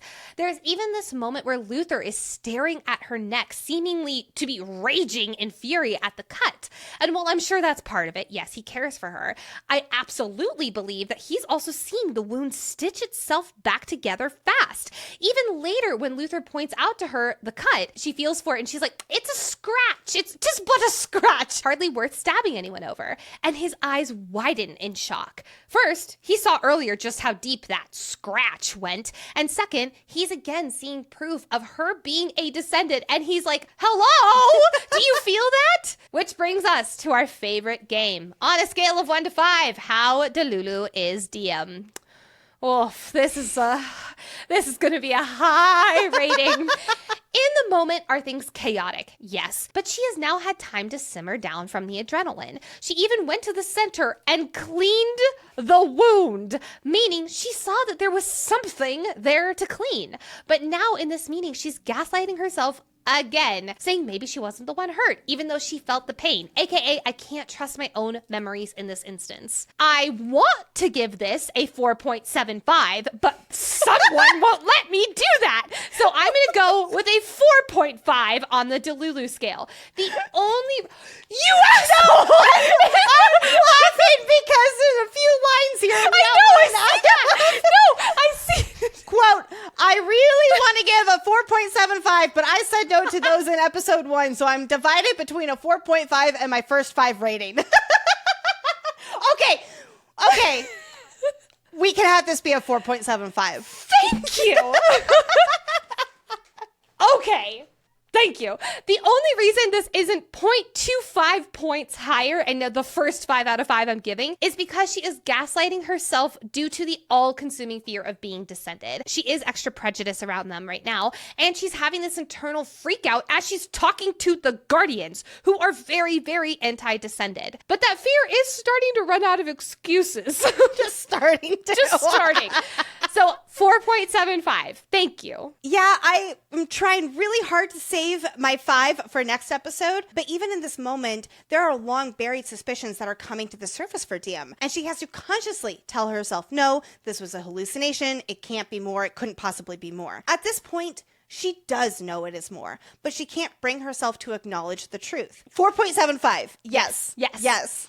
So close to a 5. This so was so close to a 5. I would do a 4.9 if I could here, but then I'm just really pushing my luck with you. Yeah, me too. The only reason it's not a 5 is because I have to think about in the future things too, and at that point there would be things like an 8. So yeah. I'm saving my 5s for when they really, really need to be 5s. Oh, I might do some 6 out of 5s, but sure. That sounds good. Like we've been saying, Diem does not do well with failure. And while yes, she is a fiery, independent person, she is also someone who wants to belong, like so many of us do, right? To contribute to a bigger purpose and have her life mean something. So having to admit her failure with the mission that was practically impossible in and of itself, like holy shit, that was hard, is already bad enough. But when she is belittled about whether she got anything useful, or accused with suspicion with the way that she's able to move around the Descended Palace, Diem feels a strong sense of needing to prove herself. She doesn't want to be perceived or feel useless. So without thinking twice, she insists she can try again in hopes of having better success. Failure is not an option for her. And in her attempt to prove her worth to the Guardians, to give any promise that she's not a complete failure, Diem reveals that there is a secret entrance in a hole in the wall of the palace gardens. Quote, the second I said it, regret sank in my chest like a stone. Oh, Diem. That was a rash and reckless choice. How many times have I said the word reckless this episode? Man, this is not a good episode for Diem. Sometimes that happens to the main characters. This was a bad choice to share that information with the Guardians. Because Diem knows, she knows it will be used to go on the offensive. And that is not what she is about. Sneaking intel about the weapons dealer, or I'll even stretch it to searching for boats in the palace, is not at the same level as giving Guardians secret access to everyone in the palace. As she realizes, there are children in that palace. There are innocent people, and she just condemned them to be able to prove herself and make herself feel better. When it comes to the Guardians, Diem feels quite less than, and like she needs their approval, and the only way she knows how to do that right now is by offering them something valuable. That's when it dawns on Diem. The fact that the Guardians didn't know about the secret entrance means that Lana, the third healer who was there that day, did not tell them. She upheld that vow of secrecy. Again, I don't think she kept the level of secrecy when it came to sharing what happened in the palace, though, but like Lexi was saying, those are 2 different levels.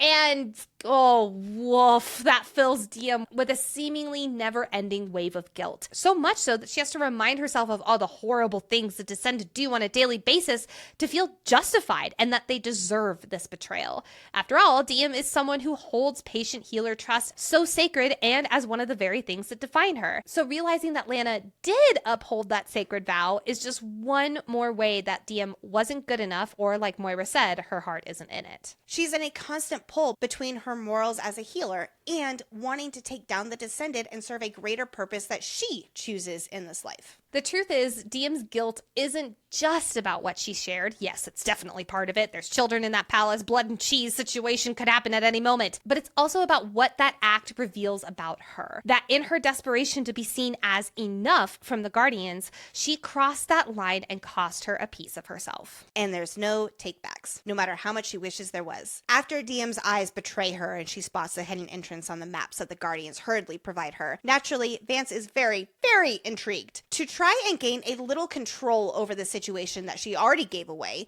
Diem attempts to convince these men that she can sneak back into the palace and find the boats. But more than anything, at this point, she wants to be the one to use this hidden entrance so she can ensure the information she just shared does not lead to innocent lives lost, and she is the only one to bear responsibility for the consequences of revealing this location. Yes, the Descended are bad, but Diem is remembering that not all of them are terrible, like Lily and the children, for instance. They're not monsters that these mortals believe all Descended to be. But Diem's done enough for the Guardians, according to Vance and his minions.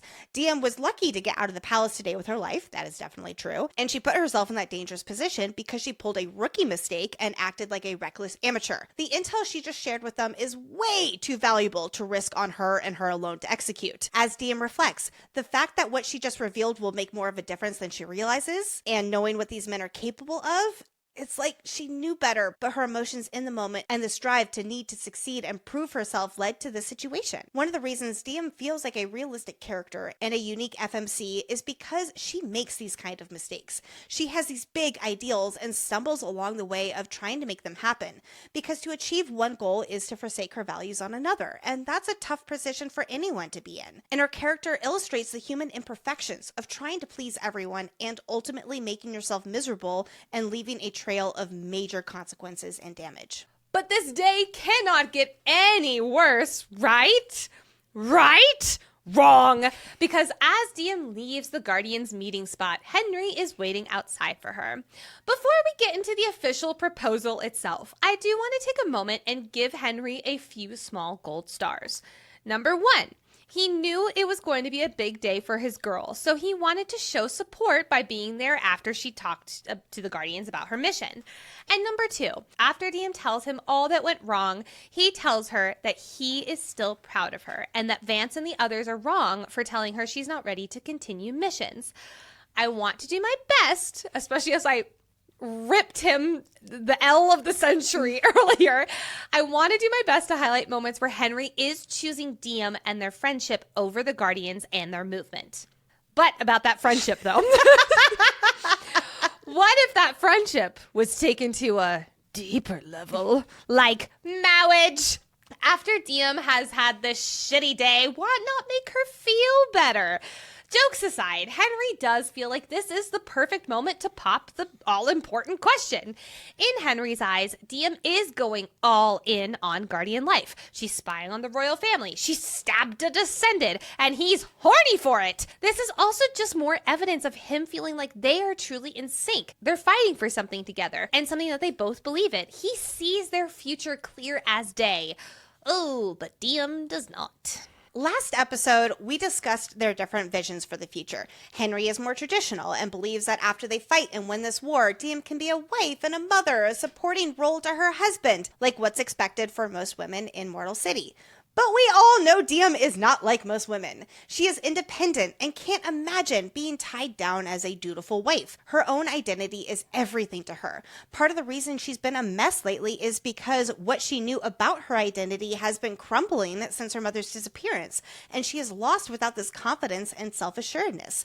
But one thing is for certain. She knows her identity is not wrapped up in the traditional kind of marriage. Surely her lifelong best friend, the person who knows her better than anyone else, who is her comfort and familiarity, understands this about her. Right? Right?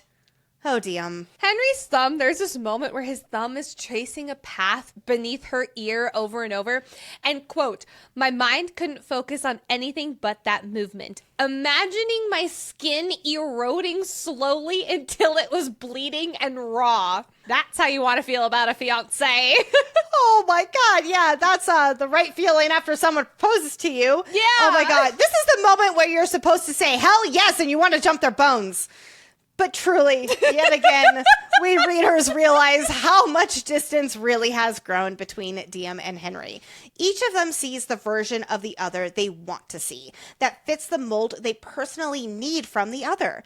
Diem immediately stumbles over excuses about why they should not get married. They're not courting. This intimate relationship as lovers is still new. When Diem does say that they're still so new, she's trying to figure things out. They're not even courting yet. Henry. I gave him, what was it, a smiting L? I don't know if this is quite smiting, but it's not far off. Because this dude says, quote, Diem, I shouldn't have to court you for you to know how I feel about you. We've been together for damn near 2 decades. Breathe, Nicole. Never stop courting your partner. You know that moment in Incredibles where Edna goes, go pull yourself together. That is this moment for me with Henry right now. I'm trying to be nice to this guy, but I swear to God. Okay, he maneuvered, albeit weakly, around that excuse Diem gives. I don't think Nicole agrees with that, but we're going to keep going. He almost got a smiting L. I am on an L train, but I'm not on the smiting train. Anyway, so what about the other excuse that the fact marriage is a really, really big step? This isn't a light decision to make, after all. She needs time to think about it. Ultimately, we all know the truth. Diem is stalling from the inevitable. She loves Henry, but not like this. She feels like she has to convince herself that all she needs is time, because she recognizes this is supposed to be the right decision. It's what's expected of her. It's what she wants to want. It's the safe and fortunate option. But then he's really letting her down about how well he knows her immediately after he says he knows her better than anyone and that they're meant to be, with his comment about how she'll be able to quit her job as a healer and focus on starting a family. She'll be an incredible mother after all. Oh, Henry, honey, you are so blind to what Diem actually wants in this life. This goes back to each of them seeing the version of the other that they want to see. He knows how independent Diem is, how much being a healer is tied to her identity, and I'm willing to bet her fear of commitment. I bet he knows all of that. But he thinks their relationship changes her opinions on that, because all he can envision is the future he wants for them. All right, we're going to wrap that part up before Nicole has a mental breakdown. In this magic-fueled segment of the episode, let's tap into our Umbros magic and turn our full attention to important foreshadowing moments for the rest of this book and series. I love, love, love all the foreshadowing that the madam says to Diem. Quote, don't choose a mediocre life for a mediocre man. Go be exceptional. If he's worth it, he won't judge you. And if he's really the one, he'll come along for the ride. That line makes me cry. I love that so much because Luther not only is along for the ride, he's like, let's get a goat and name it Taryn Jr. Multiple goats. They need friends. Ron saying to Diem, quote, I'll sleep easier knowing you earned your death. This is the exact reason she'll choose Ron as her challenging partner, because she feels like with his actions, it will allow her to sleep easier if/when he's killed. When walking through Lumnos City, Diem sees all these flawless dressed descended and thinks how she sees these flawless descended and their flawless glowing skin. And she thinks how she likes how Henry looks because his scars and imperfections. Scars? Scars, you say? Girl's got a thing for imperfections because that's one of the many reasons she's so drawn to Luther. And it's one of the many reasons Diem is so unique for him. She loves his scars when so many others wanted them healed away before he became king. I just reread the scene at the dinner at the Courbois family where Ileana is like, he's gonna have them healed away before he becomes king, and I want to just like And really, there's so much foreshadowing around all of these thoughts around scars. Diem believes that scars are a map of one's soul that only those who truly know you can read. In Glow, she's going to tell Luther about her scars and he'll remember them. The way they share how they got their scars is so intimate, especially for Luther, because it is a little peek into their souls. I cannot wait to cover that scene. I'm so excited. When talking to Loris and telling him that she has the shadow kind of magic, he tells her that the light always wants to please its wielder, but, quote, shadows only want to fight. Fight! Diem, alarm bells should be ringing and going off in your head. That fight voice in her head has been the shadows primarily wanting to escape her. The woman who is in charge of the kitchens at House Benette throws Diem a scowl that looks almost as if she's related to the main family. Because yes, she is. Main houses in Lumnos often have the most powerful family be waited on by the less powerful members of their house, as we will see next book with the Corbois. When Diem is walking through Lumnos City, she forces herself to hold her head high, but beneath her armor of feigned confidence, she feels like an imposter. Oh, dear Diem, that's going to be the baseline feeling of yours in Glow. I present the storyline of Glow. At the Guardian meeting, Vance begins talking about the new aggressive course of action. And then Diem is distracted listening to his speech by Breck coming in to talk to her. They were literally about to start talking about the attack on the armory, and then Diem didn't hear it. That's so on brand. And like at one point, Henry's even like, "This is enough to blow it up entirely," and Diem smiles. Like, like Diem, they have told you twice what's happening, but she just doesn't. It doesn't want to listen. She doesn't want to listen to it. Yeah, exactly. Diem thinks about how with her father, sometimes you have to do things you hate in order to stop worse things from happening. Welcome to leadership. I give you the plot of Heat of the Everflame. Sarai looking at Diem as if she's reading her and sensing her. Because Sarai knows this is the future queen and she's sizing her up, basically. Along these same lines, Moira mentions how Sarai makes her as nervous as a one-legged mouse in a field of cats. But Moira is going to be one of the few mortals who rides Sarai in Heat of the Everflame. Also, fun fact, Sarai is sister in Latin. That's adorable. Oh my gosh, I love that. Diem thinks about how if Andre knew she was taking over as palace healer, quote, his wrath would put even the princess to shame. She's not wrong, because when Andre does find out, it leads to one of the biggest fights her and the commander have. Aw. Now it is time to enter the Sofos library, where each episode, Lexi walks us through a world-building topic to help us deepen our understanding of this realm, the people within it, and its magic. Today's Sofos library topic is the Guardians of the Everflame.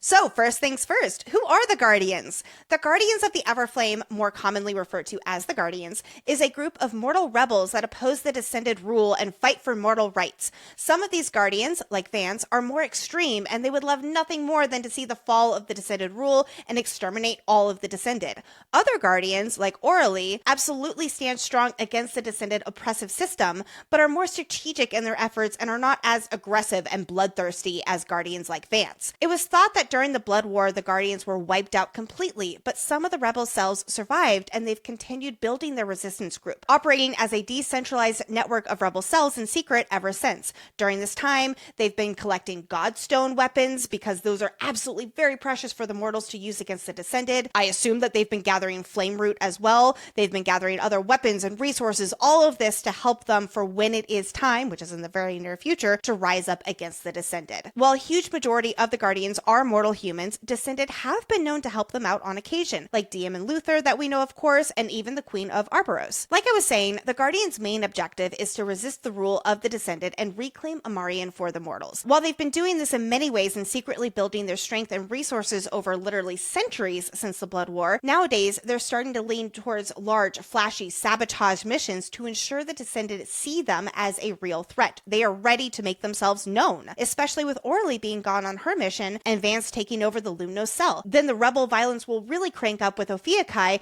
when he joins the Violent Guardians and they attack realms. In this pursuit to dismantle the Descended, the Guardians are willing to do and sacrifice anything for their mission, including forfeiting their own lives and the lives of their fellow Guardians. Guardians like Vance don't care if they are killing or harming innocents or children in the pursuit of their goal. It's all or nothing in their eyes. While other Guardians, again like Orally, take a more strategic approach, where their mission is not to literally kill all Descended, but it's more focused on the oppressive structure that the Descended have created around them. As a whole, the Guardians are the resistance group against the Descended's oppressive systems, and some of the things that they want to do include reclaiming sacred mortal sites like the Everflame tree, sacred mortal sites like Korea, real where their Everflame tree used to be before the Kindred cut it down, and for their voices to not only be heard, but to matter in this world that was once originally theirs. Let's move into Guardians' practices and ideals. The Guardians believe that recent events, like the Blood Sun on Forging Day, signal the old god's call to action. Many members choose to get a tattoo of the Everflame. This tattoo is not required, but many, specifically the men, get it anyway as a mark of allegiance and a reminder of what they are fighting for. After a potential member is found, they are given a test before they can be brought to their local cell headquarters or the current meeting location. This test could really be anything, but for DM, it was getting information from House Benette while treating their sick daughter. The new recruits aren't actually expected to complete their test mission. Most don't, but the test is there to make sure the recruit is willing to try even if they don't succeed. If they pass the test, they are welcomed into the cell and given missions as needed. In more recent times, this recruitment has been focused on people that they can use to get into or as close to the Descendant as possible, like DM, who is the palace healer, in an effort to find out their weaknesses, get around their healing abilities, maybe even test out different poisons by telling them it's medicinal. The Guardians maintain a high level of secrecy. They strive to gather intelligence, weapons, and resources while avoiding detection, as their survival depends on secrecy and strategic operations. This includes their oldest and most important rule: the names of fellow Guardians are to be protected at all costs. This means never reveal the identity of a fellow rebel member. Speaking of members, within the rebel organization, members refer to each other as brother and sister, while leaders are referred to as mother and father. To further heighten and protect their secrecy, before being able to enter a meeting location, the correct phrase must be said. In the Lumnos cell, the member tells the doorman, "We're here for the card game." The doorman replies with, "Quiet night tonight," and the member answers, "But the tree burns on." If their entry is not given, the doorman replies with, "No card game tonight," but it is also at the discretion of the doorman if entry will be allowed. Sometimes the doorman, as we see here, is just being an ass and won't let people DM in. Also in the Lumno cell, meetings start with the leader announcing, "Blessed the Everflame," and is answered with, "Amarian soil we shall reclaim." We don't have a whole lot of information on the Guardian cells throughout the realms, but here's what we do know. In Lumnos, the leader is Mother Orly Bellator. She's been the leader of the Guardians for nearly a decade, and the temporary leadership is Father Vance, with Brant and Francis as his second and third in command. Vance is taking over leadership until Orly gets back from her mission. Again, she did not think she would be gone for this long, or she would not have put crazy Vance in charge. In Fortos, the only member we know of is Breck, who is the blacksmith/arms dealer. Then in Arboros, as we will get to know her in Heat, the leader, Mother Cordelia, aka Dell, who is friends with her mother. And there you have it. That's what we know about the Guardians. Let us close out this episode with skipping around the apple orchard and talking about our favorite moments. I know we didn't really talk about this scene, but the scene where DM is treating Peony in the garden on Paradise Row, I love seeing how loyal these women are. I know DM mentioned it in chapter 1, but even the madam shuts down Peony's worries about not being able to work or losing out on income, saying that she will take care of her because they take care of their own. This line more made me giggle than like something I love. It's the Descendants' extraordinary clothing being like, quote, strolling through the finest textile market after nibbling on the wrong kind of mushroom. Like, that is so Pan in the capital. I also love how in this series, the casual use of magic for fashion. Like, how cool is that? So like, cool. I love when magic is used so casually. I am not one for pranks, but Henry telling DM that part of the Guardian initiation is the blood rite, where she must go on stage, quote unquote, confess the worst thing she's ever done, and then everyone drinks each other's blood. It is kind of funny. The fact that she believes him. Well, I would have, because she's so on edge.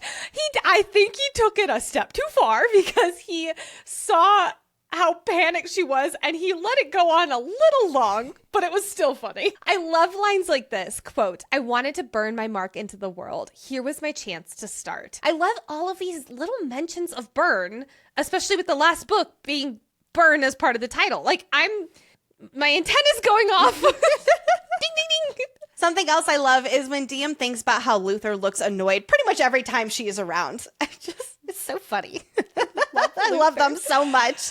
DM is so witty, and I just really love it. Like, when she jokes around about how to please Prince Luther, one must stay down on their knees until the future majesty is fully and completely satisfied. Like, I love that. That's so funny. And as Moira, DM, and Luther are walking into the king's chambers, Luther uses ebony vines of magic to pull the doors open. I'm 1000% convinced he's showing off for magic-wise. All right. Well, there we have it, friends. Thank you so much for listening to this episode 3 of our Spark of the Everflame deep dive. We will see you again next Monday for our second to last episode of Spark of the Everflame, where we are covering chapters 22 through 29. It will also include insights from Luther's bonus POV chapter from the hardcover edition. Friendly reminder that we did update our Spark coverage from 4 episodes to 5 episodes. We needed that extra episode so badly. And we're just so excited to move straight into Glow after we finish these 5 episodes. We would love to give the biggest warm welcome to our newest Crowns Council members. Take it away, Nicole. I'm so excited. Welcome to Kiara, Kim, Mary Kate, Stephanie, Nikki, Kat O, Malik C, Susie K, Shauna F, Audrey T, and Rachel J. Welcome. Thank you so much for being here and supporting the show. Yes, thank you. We appreciate your generosity so much. Your support means everything. Thank you for being part of this community. And if you're like, hey, I want my name shouted out on the podcast and to be showered with love and attention too, join our fan club at fantasyfangirls.com/fan club. The link is also in the show notes. Thank you, as always, to our favorite Sofos scholar, aka our content researcher, Brooke, and our executive producer, aka our sanity manager, Hayden. We love you both. We are very active on social media with weekly Spark of the Everflame trivia, plus Kindred's Curse guides, and much more. So please be sure to follow us on Instagram and/or TikTok at Fantasy Fangirls Pod. And if you're watching this on YouTube, or you want to watch us on YouTube because you need to see the latest Henry hat, hit that subscribe button to keep following along. And while you're hitting buttons, do not forget to rate and review the podcast. It is 2 seconds of your life, and it's one of the most helpful things that you can do, not only for this show, but for any shows you listen to. And last but not least, do not forget to share this episode with your fellow Everflame friends. If you're friends and you had the group chat popping off when you were reading this book for the first time saying, hey, the Guardians sound like fun, this is a great episode to send to them. All right, thank you so much, everybody. We will talk to you next week. Bye-bye. Bye. Oh, Lexi, you are muted. Sorry. Oh my god, there's this gigantic motherfucking truck outside that is just like, no. How many hours do you think there is of us just laughing? recording. Of ever? Oh yeah, ever. Oh god. Probably 3 straight hours. Oh, at least, yes. Oh, Lexi, you are muted. Sorry. Oh my god, there's this gigantic motherfucking truck outside that is just like, no. How many hours do you think there is of us just laughing? recording. Of ever? Oh yeah, ever. Oh god. Probably 3 straight hours. Oh, at least, yes.